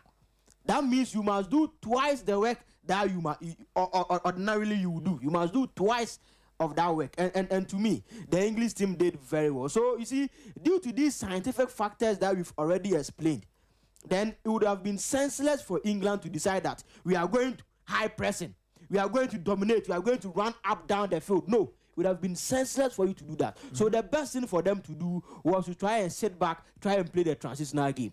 Now in the first half, ball possession, Mexico 63, England 37. This is unlike England. Yes, especially under Tuchel. Under Tuchel. In the second half, Mexico 72, England 28. The second half, England played 28% of ball possession. Highly unlike them. But because of the environmental factors, tactically you must play this way. That is why I'm saying that deciding, the tactical approach for a game, environmental factors also plays a huge part. And yesterday, to me, the English team, they got their approach right because of the higher altitude at the Azteca. Now, from science, let's move on to, the tactical aspect of the game. Now, England started the game with a 4-4-2 out of possession. 4-4-2. Okay. Now, as we can see on our listeners, when we say the 4-4-2 out of possession, this is what we mean. So when England do not have the ball, their defensive shape is a 4-4-2. From this, let me describe who I see. I see Harry Kane and Jude Bellingham leading the press. Yeah. A midfield 4 of who am I seeing at the top? Saka, Gordon, Rice, and Elliot Anderson. And then the back 4 of I see Kwanzaa, I see Konsa, I see McGahey, and then Nico O'Reilly. So a 4-4-2 out of possession shape against Mexico. Now you see with Mexico, this fullback has been pushed up. This fullback has been pushed up, and then their number 6 Liria has dropped in between their 2 centre backs, leaving these 2 midfielders here. All right. So before we proceed, Michael, this is way outside tactics, right? Mm-hmm. Observe England's back 4. Yeah. Okay. Note England's back 4. Mm-hmm. At the end of the tactical session, I'll ask you to tell me what you've noticed about England's back 4. Mm-hmm. Jarrell Kwanzaa, Ezri Konsa, Mark Gahey, and Nico O'Reilly. Just keep that at the back of your mind. When we finish, I'll ask you what you've noticed about that back 4. Coach, please continue. So now with this, Nathan, now these players, green players, 1, 2, 3, is the front 3 of Mexico. These 1, 2, 3, they are the front 3 of Mexico. Quiñones, Raúl Jiménez, and who's the other guy? Yeah, so these are the front 3. Ideally, Nathan, this right fullback, Kwanzaa, you must mark this player. This left fullback, you must be on this winger. But looking at how the Mexicans are, they've set up, they are playing with attacking fullbacks. So now it means that if Quiñones decides to join, now it will be a fullback and a winger on the wider area. So that will mean that it will be a 2v1 on the fullback of the English team, which is Jarrell Kwanzaa. Okay. And that is where, I doff my hat to Thomas Tuchel and what he told Bukayo Saka. Now let's look at this point. Bukayo Saka had joined the defensive setup of England. Why? So that when Quiñones also decides to come forward, it will not be a 2v1 against Jarrell Kwanzaa. Rather, it will be a 2v2. So once the fullback of Mexico was advancing forward, it meant that now Bukayo Saka also had to work defensively to support his, right back. Okay. And this is one of the things that in their last game against DR Congo, Noni Madueke was unable to do. Okay. And we came here, we analyzed how they considered the goal where Noni Madueke was ball watching. He did not track back to defend. Yeah. But in this game, aside his offensive qualities, Bukayo Saka decided to come back and then help Jarrell Kwanzaa. And Nathan, let's look at something here. This is as early as the 3rd minute in the game. Yeah. As early as minute 3. But he's realized that if this is Quiñones, a winger, it means that Daryl Kwanzaa must be taking care of him. Yeah. So once a fullback has advanced forward, it means now Bukayo Saka, who is a winger, who is supposed to be here, you must track your man. And this is one of the things that the English team they did in the game, and to me, it really helped them. Again, for Mexico, now they wanted to play either around or into. Now you see, Nathan, in football, in progressing the ball upwards, you can decide to play around, into, through, over, and onto. So 5 ways the coaches will teach you. Okay. You can play around the block. You give the ball to the winger around the block. You can play into, and this is into. You can play through, that is the true passes. You can play over, of course, and you can play onto. Most of the time, the onto deals with at times crosses. The player is already there, so you play, you cross the ball. So that is onto. So 5 ways. But for Mexico, they decided to use the around and the into. Okay. That is how they decided to progress the ball upfield. But as I said, the English team really did well by dropping Bukayo Saka to help matters here. By dropping Bukayo Saka to help matters here. So that those into passes that the Mexicans wanted to play, they can be able to, to stop them. Now, for Mexico, how they decided to attack the English team aside this was crosses. And to me, if there's one thing that I personally did not agree, it was the constant crosses from the Mexicans. But why would they choose that option? Is it because of Raul Jimenez? That is the point. Because they felt that in the area duels, he's very good. And that is true. Even after his head injury, he's still using it to head balls left, right, center. So that is true. He's very good at that. But Nathan, let's look at this. Now in the first half, this is the crosses stats in the game for Mexico. Mexico attempted 8 crosses. 4 of them were completed. It means that it went to their player and then he had that connection with it. So that is 50%. But in the second half, where they were chasing the game for most of the time, they attempted 30 crosses with only 5 being complete. And that is about 16.7% completion rate. They attempted 30 crosses, and completed about only 5 of them. And if you analyze the game, I think there were a lot of instances where the best option was not to cross, but they were forcing themselves to cross the ball. And that explains why in the second half, out of 30 crosses, they were able to connect with only 5. Now let's look at some of the instances where I think the best option was not to cross, but they crossed the ball. Now this is as at the 77th minute. Okay, and for listeners, at this point, Mexico are playing from right to left. Yeah. They are attacking the England goal to our left. So listeners, just imagine that Mexico are playing from right to left. And at this point, England were leading by 3-2. So the ball, they were chasing the game. The ball is England's box to the left-hand side of England's penalty box. Yeah. Now, this Mexican player decided to cross this ball. I'm going to give you only 2 instances where I think that the crosses of Mexico, at a point, they should have done something different other than crosses. Now, Nathan, if you look at this, there is a free player here who is even calling for the ball. So, to me, I think the best thing to do at this point is not to cross this ball. Give him the ball at this space. Give him the ball. Because there's huge space here. And at this World Cup, we've seen players scoring from even tighter angles than this. There's huge space here, but this ball, he decided to cross it, and eventually the English team were able to clear it away. And to me, there's one thing that Thomas Tuchel also did. Have you seen the changes that he made? Bring on Dan Ben. Why? Bring on all these guys. Why? To help and defend against this cross, because they felt that all what the Mexicans were about to do was to send in the crosses. Now, this is a second instance where Mexico decided to cross this ball. Once again, England defended this. Now, look, this is a space for you to run into, and then you just receive the ball here. Even if you want to cross, the last time I told you, top coaches will tell you that crossing from the half spaces is more dangerous than crossing from the wider areas. Now, with this, there's a space here where this player can just move into, you give him the pass, and with here, if he decides to even cross the ball from this area, you will get the accuracy far better than crossing the ball from this wider area. For our listeners, so the situation coach is describing 91 minutes, 13 seconds, Mexico 2, England 3. There's a player down Mexico's left, right, close to the touchline. Very close. However, there are 2 English players coming to press this Mexican player.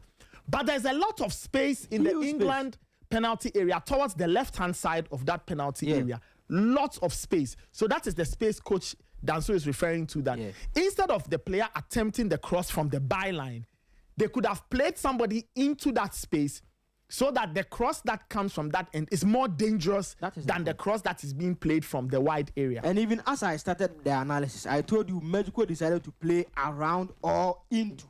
And this is a pass into. Because when you were explaining, you said he could have played it into this place. So this is an into pass, and it's how you started the game. So it means that you can do it. But deciding to rely only on crosses as your savior at this point, to me, it did not help. And it explains why 30 crosses in the second half, they connected with only 5 of them. That represents about 16.7% accuracy. And to me, they are over-dependent on crossing, really did not help them. Now, for England, let's all understand them, how conservative they were, in possession. Because typical English team, they will not leave their 2 fullbacks low in the build-up phase as we've seen here. At least they will push Nico O'Reilly, into the half spaces for him to make those runs. But as I said, in preparing for this game, in choosing the right tactical approach, they saw that they will not get that energy that they know that at sea level they have it. They will not get it. So if you are to allow O'Reilly to play here, make those movements, if you are to allow your players to run up the field, up, down, recovery will be very, very difficult. And once the recovery is difficult, you will be punished by the Mexicans. So they decided to, be a little bit conservative. Now, let's look at the midfield. We've highlighted it here. Mexico decided to mark, this is Bellingham, mark him, this is Declan Rice, mark him. Because once England are not putting any of, their fullbacks into the central areas, now it means that if you mark these 2 players, the central areas of the English team will be zero, will be nullified. And this explains why in the game, Mexico had a lot of the ball possession, because with this, they completely nullified, the central threat of the English team, and it really helped them. But looking at the goals that the English team, they scored, there's one player I would love to, praise him a lot, and that is Declan Rice. That is Declan Rice. We know his quality already. We know the quality of Declan Rice already. But Nathan, playing at such high altitude and running with this ball from this place to this place is not easy. If it was to be at any sea level stadium, fine. We know the quality of Declan Rice. And even their manager, Thomas Tuchel, said it after their last game against DR Congo, that Declan Rice is not fully fit. He says he's going through pain. But if he has to do that for the team and for the country, he will do it. So this is a player who is playing through pains at a higher altitude with less atmospheric pressure, thereby less oxygen intake. But look at this run. Excellent run from Declan Rice, and then he gave the ball to Bukayo Saka. So he drove the ball from the first image where he drove to this point before deciding to pass. And you see, for our listeners, Declan Rice, if anybody has seen the goal, Declan Rice made the run from his half. Yes, from his half. Deep into the Mexican half before laying the ball to Bukayo Saka down England's right. Yes. And let me explain this. In a lay-off pass, it's very important to attract a player before you lay off the pass. You see, at times, for supporters, you'll be thinking, oh, give the ball to him, give the ball to him. Yes, I've seen him, he's free. But if I give the ball to him, early, it means that now the opponent must go and press him. But if I decide to draw the opponent to myself, it means that my player will be free. So if I give the ball to him at that point, he will be free, he can take on and then go. Now let's look at Declan Rice. Kamal Dean. Jordan wanted to do in our games. Hold on to the ball, look for players to be free before he releases the ball. You look for players to be free, you draw players to yourself, then you pass. But Jordan's mistake is that whenever he draws the players to himself, you don't pass. Okay. Ghana v Croatia, first half. Kamaldeen does this brilliant pressing sequence. Shadow presses, intercepts the ball. Ghana is 3v2. All Kamaldeen could have done was hold on to the ball a few more seconds. And then find a pass. Just draw somebody. One will come. One will come. Michael, Bruno Fernandes does this every week. That is They will come. Oh, wow. So that is high. That's Bruno. We have Kamaldeen. We have Kamaldeen. Yes. But I thought that, anyway. Your levels. Their levels. Yeah. So is he saying that one too? No, Bruno perhaps belongs to the top tier in terms of creators. Kamaldeen will be like in the third tier. If not fourth. Because I mean, just hold on to the ball. Yeah. 1, 2, 3. Once you lay it, your guys to wait for someone to jump. He got the ball, raised his head, and then gave. And you see this thing, Nathan, I learned it from Pep Guardiola. If you could recall last season, at the start of the season, they went for. In fact, Man City did an open training session. Yeah, an open training session. That was when Pep had gotten, Pep Linders, Kolo Toure, James French as part of his new backroom staff. Yes.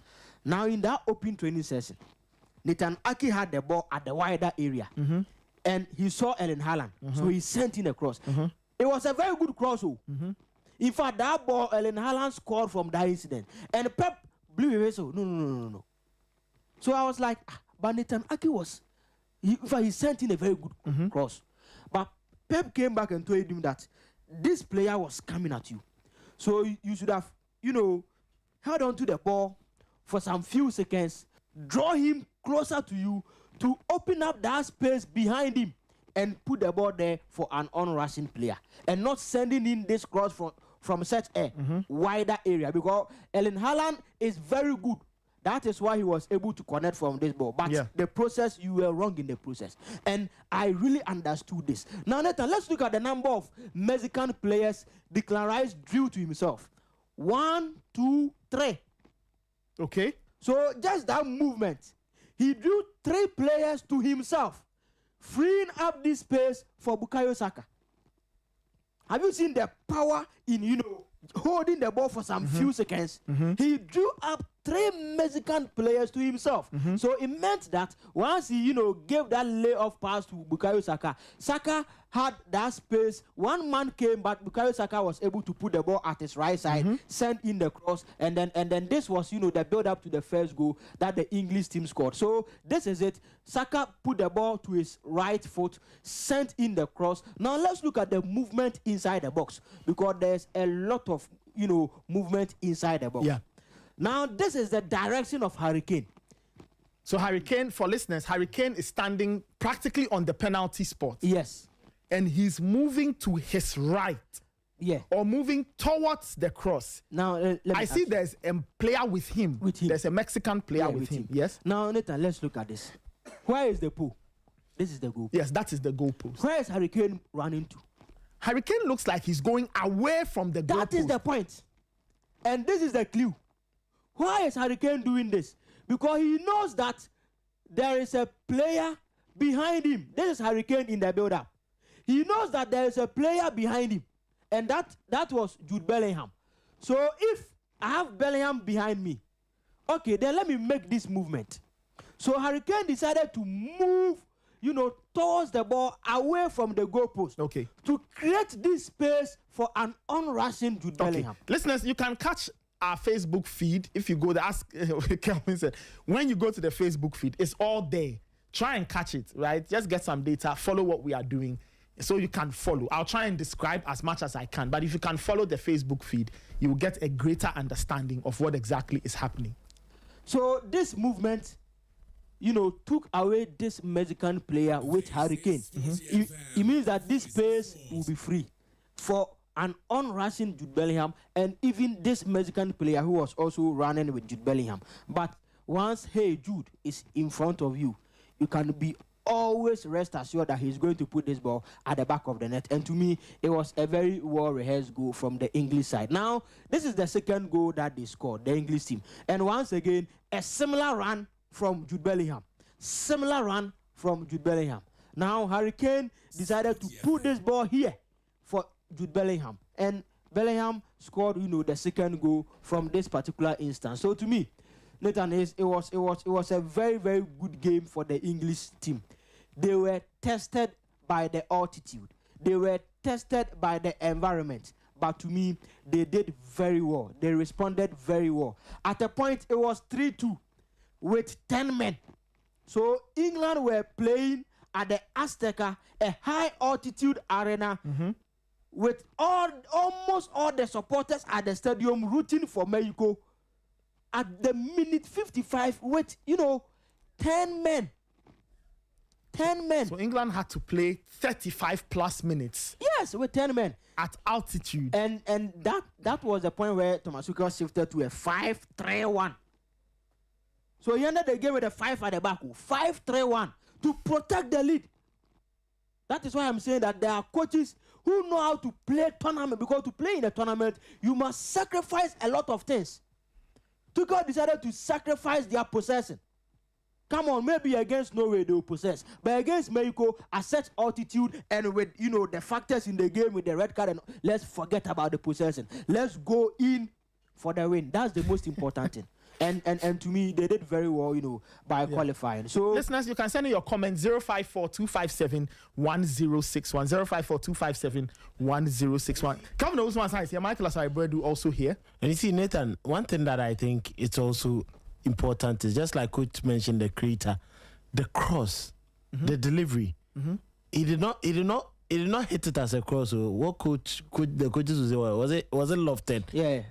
Because he just timed it so that by the time it dips, Bellingham will be in the right position to just connect to it. Because if you hit it too quickly, he doesn't get there. Even Saka knew that Bellingham was coming, and it wasn't Harry Kane he wanted to feed that ball with. So, clear intelligence. You need players who can make very important decisions. Yeah.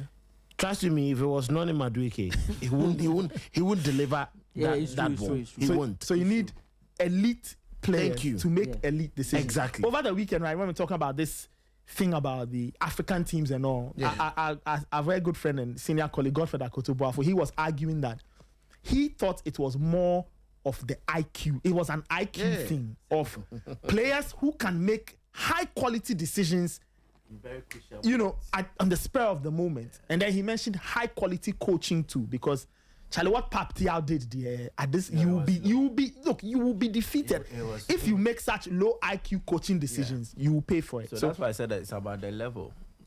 Imagine it was Semenyo cannot even play that ball. No disrespect, or I'm not discrediting him, but he doesn't have such qualities. No. You get it.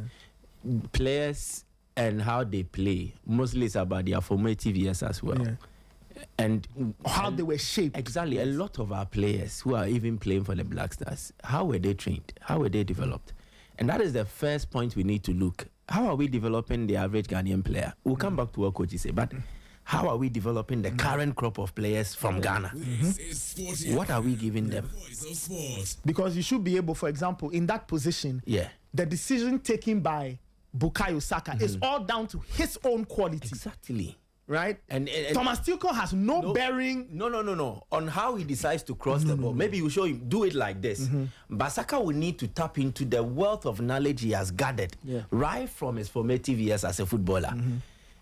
The same Kamaldeen Sulemana went through Right to Dream, right? They are taught scenarios, how to act. True or false? Yeah. I've seen him do some great, I don't know if you've ever saw that video, 3-4 years ago. He did some great tactical analysis of how nonchalant play, how he should play in the system. It was a very good video. So in instances where as an attacker, he has to run with the ball and he's confronted with defenders and he has teammates, he has been taught that scenario in the classroom. But if he failed to get the basics right in terms of the tutorials on the pitch, he can't do it. And that is a reason a lot of our players cannot measure up to the standards. A final story, and I've said this story so many times. Coach, I'm sure you know Professor Minta. Hey. Your boss, Professor Minta. He told us a story many years ago, and I've said this so many times. When he coached Ebusia Dwarfs, he said one day, he started to teach his teams patterns and movements and sequences. So When I'm here, you go here. We pass this way. Yeah. Repeated patterns. You know, when what things like Man City and Arsenal, and you can tell that some of the things they do is rehearsed. Yeah. So he said he used to teach them, and usually at the end of when they built up in a certain way, it usually ended with the left back giving a cutback, and then somebody scores. One day in a Ghana Premier League game, they were playing. They repeated the sequence. Unfortunately or fortunately, the left back ended up in the penalty box of the opponent. Then the ball got to him.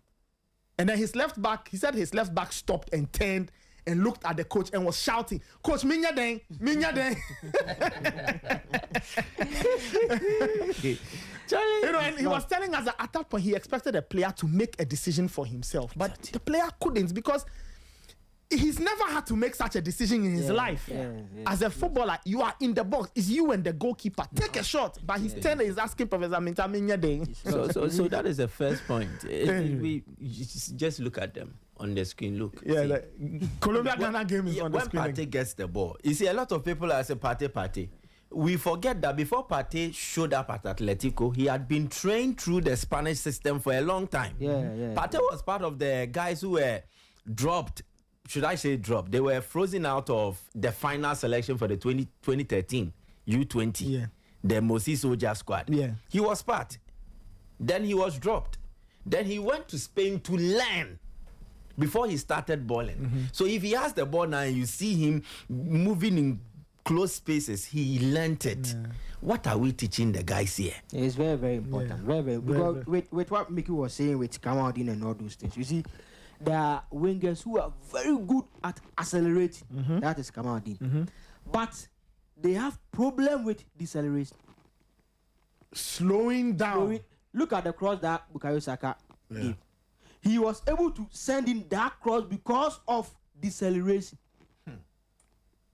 If it was to be Kamaldeen, he will still kick the ball, try to accelerate, and the ball will eventually, cross the line, go kick. So most of them, they have a problem with deceleration, and to me, it's not the best.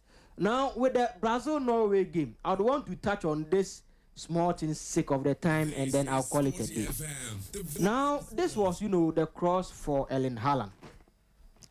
Now Nathan, in defending far post headers, in defending players who are coming from the far post, there are a lot of things that you must consider as a defender. And to me, if there's one defender in the Brazilian team who really knows Erling Haaland, it is Gabriel. Because Arsenal v Man City, we see the duels left, right, center. And ahead of this game, a lot of people were tagging this game as Haaland versus Gabriel, because we've been seeing them do it for their clubs, and then we expected them to repeat it, with their national sides. Now, as this cross was coming into the box, this is Gabriel, this is Erling Haaland. But Nathan, in the box, defending far post crosses, it is very, very important to get very close to the attacker. Very, very, very close to the attacker. Don't hold him, because now in football we have maybe 2010, 2013 thereabout, you can hold him, no problem. But in 2026 there is VAR. So don't hold him, but get very tight, very, very close. Why?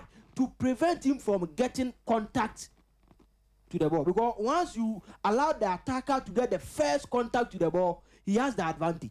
Now this is Gabriel, this is Erling Haaland. Now let's look at this distance that existed between the two center backs of Brazil. This is Marquinhos, this is Gabriel. Look at this distance. That's wide. Against Erling Haaland. So look at Erling Haaland. Now he's seen Gabriel, no problem. Because he knows that there's a space here. So he will just run there.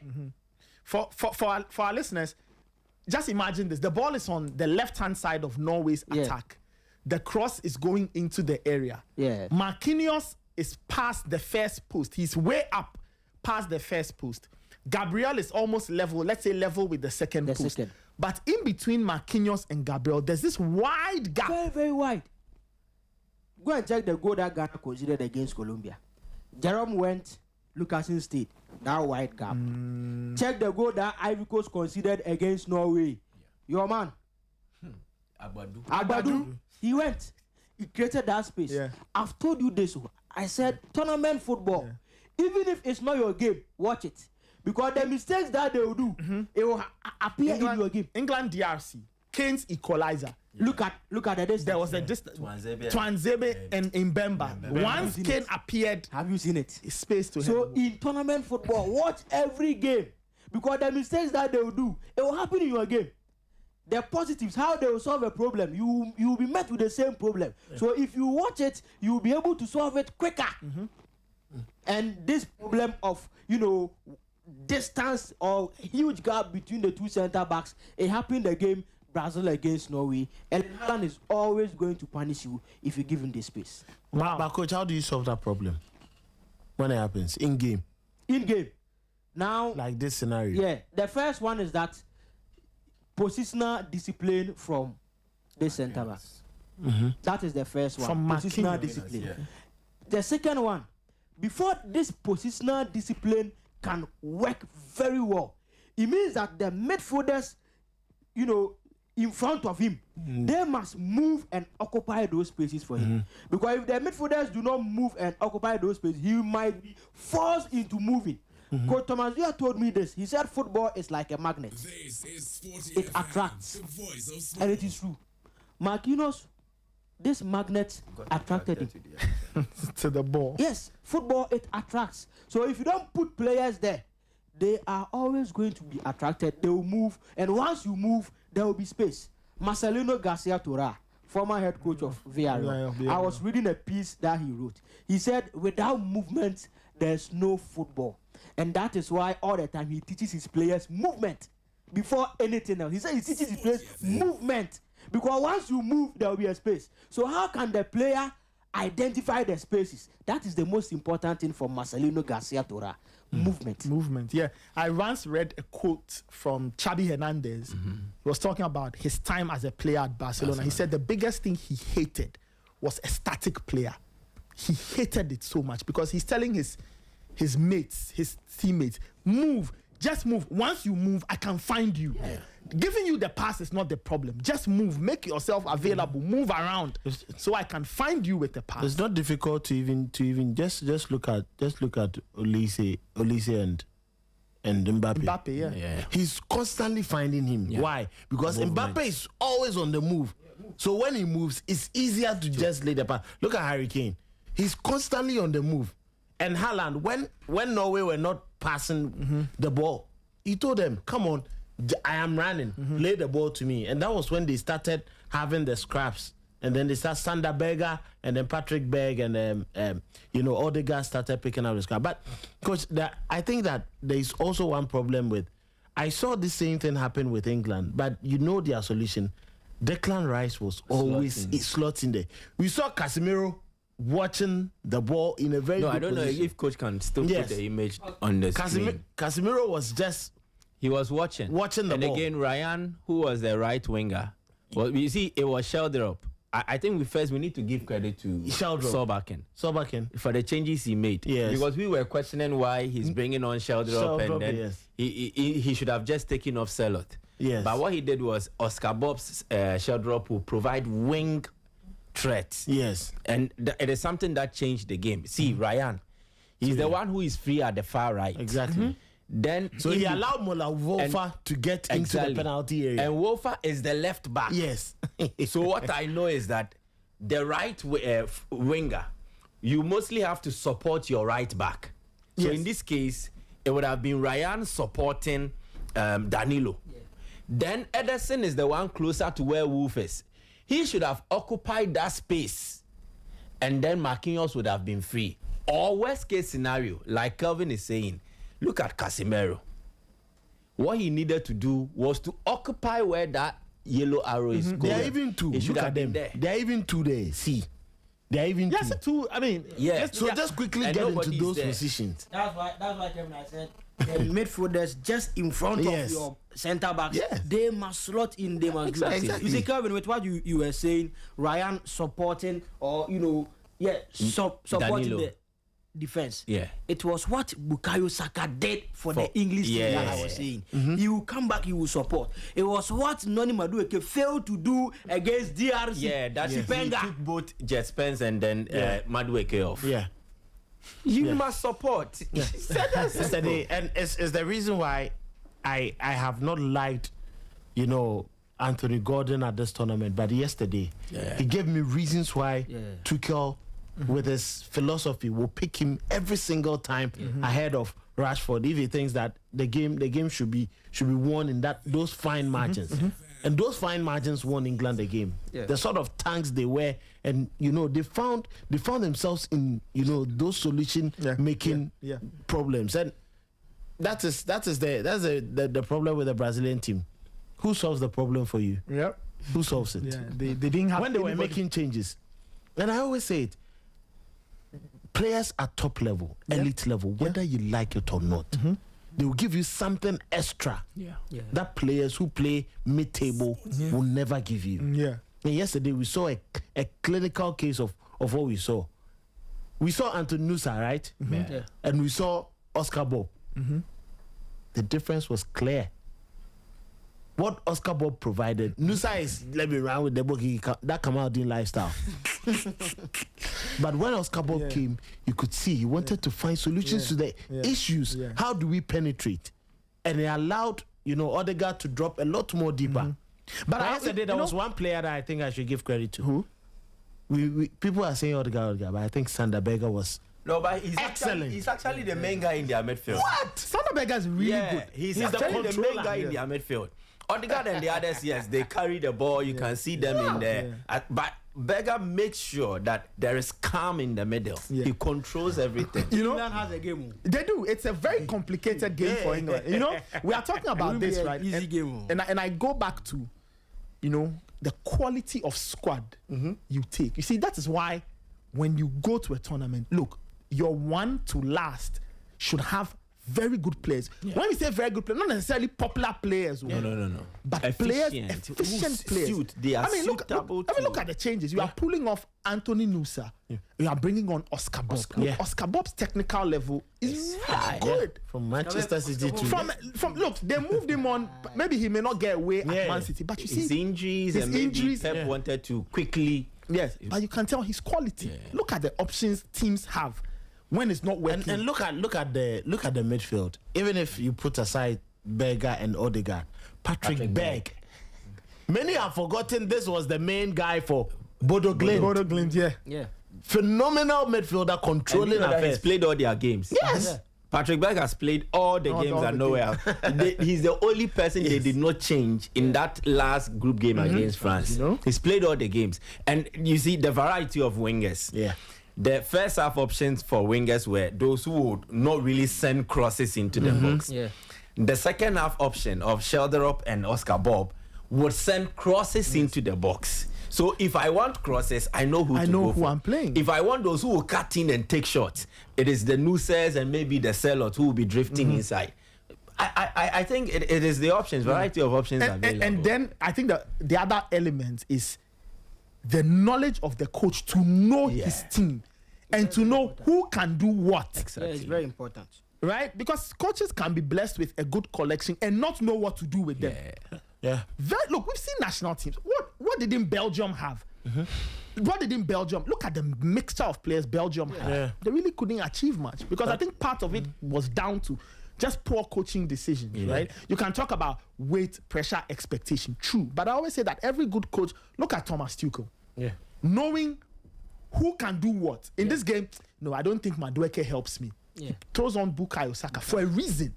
Yeah. Right? He throws them for a reason. This guy can do this for me. So let him do it. If not, I bring in some other person to do something different. Yes. And even that Dan Burn substitution, we were like, what is he coming to do? But these are players who understand the nature of games because Dan Burn and Newcastle is always playing like that. That defensive style. Yes, let's kick the ball away. He understands. And you see, and he came on to finish the job. If there was a game at this World Cup that, vindicates the manager, respect to the squad selection for this World Cup. I think yesterday's game. Tuchel has been bashed seriously for his choice. Because look at a game like yesterday. You don't need Kopama. You don't need Fufudi. True. But you need Bellingham with those runs. Dan Ben, you need Dan Ben at the back. Yeah. So these are some of the games where you need, those physical players, the physicality.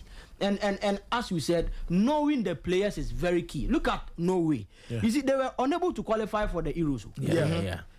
It was the same manager. Same manager. Now the FA president decided that although we are unable to qualify, but I want you to continue. And in fact, the FA president said that if you fail to qualify for the World Cup, I know you are going to resign, but I will also resign. So let's do this together. Let's give it our all. And now where are they? Quarterfinals at the World Cup. Yeah. Wonderful stuff. They've made what, a round of 16. Yesterday, Ancelotti made one mistake too. Which mistake? No, he says he only listens to Alex Ferguson. Yes, so I'm coming to advise. Ancelotti made him here. Which mistake was this? Carlo Ancelotti made him here. You see, yesterday there was something that really disturbed the Norwegian team, especially in the first half, until the time Gabriel Martinelli went off. You know what? Giving Martin Odegaard that pressure to pass the ball quickly. Oh, because he knows him. Yeah, of course. If you leave him, if you give him ample time, so Martinelli's job, he was rushing Odegaard. He would destroy your team. So once he was taking off, I expected someone to come and do the same thing. But that was when Odegaard was free to move. No, but Odegaard, if you leave Odegaard to be free, he'll worry you. Exactly, and that is what happened. Because at Norway, he's a completely different player. Because the other players, the other Brazilian players don't count him. They won't work. I don't understand why he took off Cunha. I don't understand the Martinelli change. Seriously, I am puzzled as to why he made those changes. I don't know what he was looking for. If it was for penalty box penetration, I don't think Andrek is so much ahead of someone like Cunha.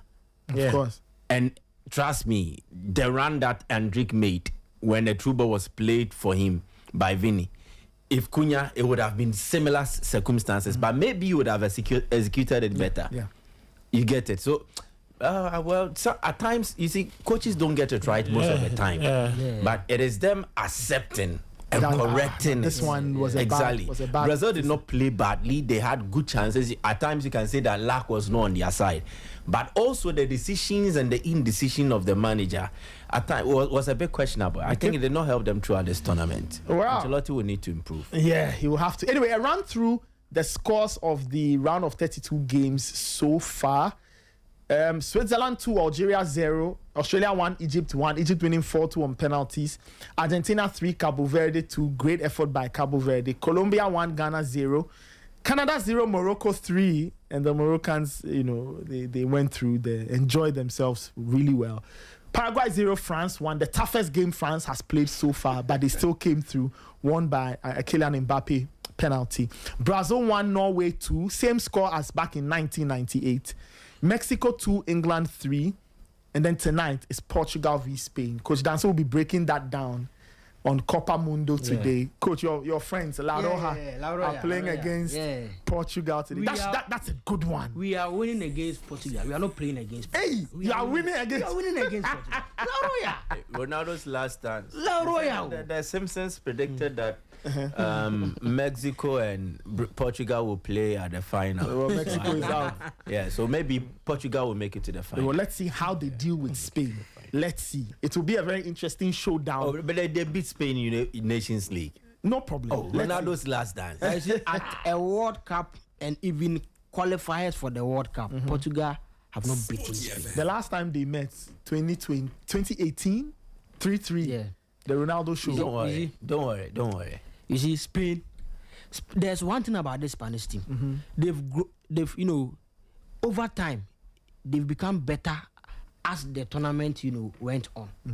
They did not start very well against Cape Verde. Yeah. Not because they did not create chances, they created them. But the scoreline that each and every one of us were expecting Spain to have against Cape Verde, they did not have it. But check their games afterwards. And check the opposition. The game that France played against Paraguay, that super physical game that they played. Spain had our first say against Uruguay. Let's not forget. Yeah. We played ours against Uruguay. Yeah. And in that game, Nico, he got injured again in that game. In that game, was it Jeremy Pino? Yeah, he's even out. Jeremy, yeah. For him, he's even out. Yeah, out of the tournament. He's even out. So Spain has shown that when it comes to physicality, they can play in a game which demands that. When it comes to their technicality, at this World Cup, trust me, they have it. Now, Nathan, there's one question that I would want to ask. How are Portugal going to approach this game against Spain? Because you see, for Portugal, in terms of quality, in terms of player quality, for Portugal, they can match Spain in terms of player quality. Because check the midfield of Portugal. Check the midfield of Spain. So in terms of player quality, they can match Spain.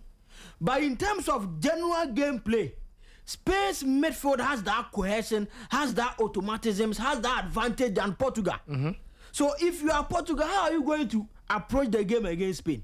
Are you going to accept that, oh, guys, I cannot possess the ball like you. I cannot go toe-to-toe in terms of winning the ball like you. So I'm going to sit back, defend, and play with a counter-attack. And there comes this question. Can you rely on counter-attacks if Cristiano Ronaldo is your number 9? That is a question. Because for teams playing with counter, it means that you need forward line who are very quick, very pacey. But we all know that Ronaldo at his age now is not that pacey. Yes, with the ball, we know still. Still, it is there. He can score. And at this World Cup, he has 3 goals. So at least it is okay. But can you rely on Ronaldo for, counter-attack threats? No. And can you go toe-to-toe against Spain? Most teams are not going to risk that. So today, I want to know how Portugal will try to approach this game. And that is why, Nathan, to me, I'm tilted to La Roya. Although I'm a big fan of the Spanish national team. But if the Spanish team is playing a game, and I think that this game, we are not the favorites, I'll analyze it, I'll be honest. But for this game against Portugal, for the history, respect to this game, for the quality that both teams possess, for the general gameplay, for the technical and tactical intelligence of the managers at the dugout, to me, I think Spain are the clear favorites.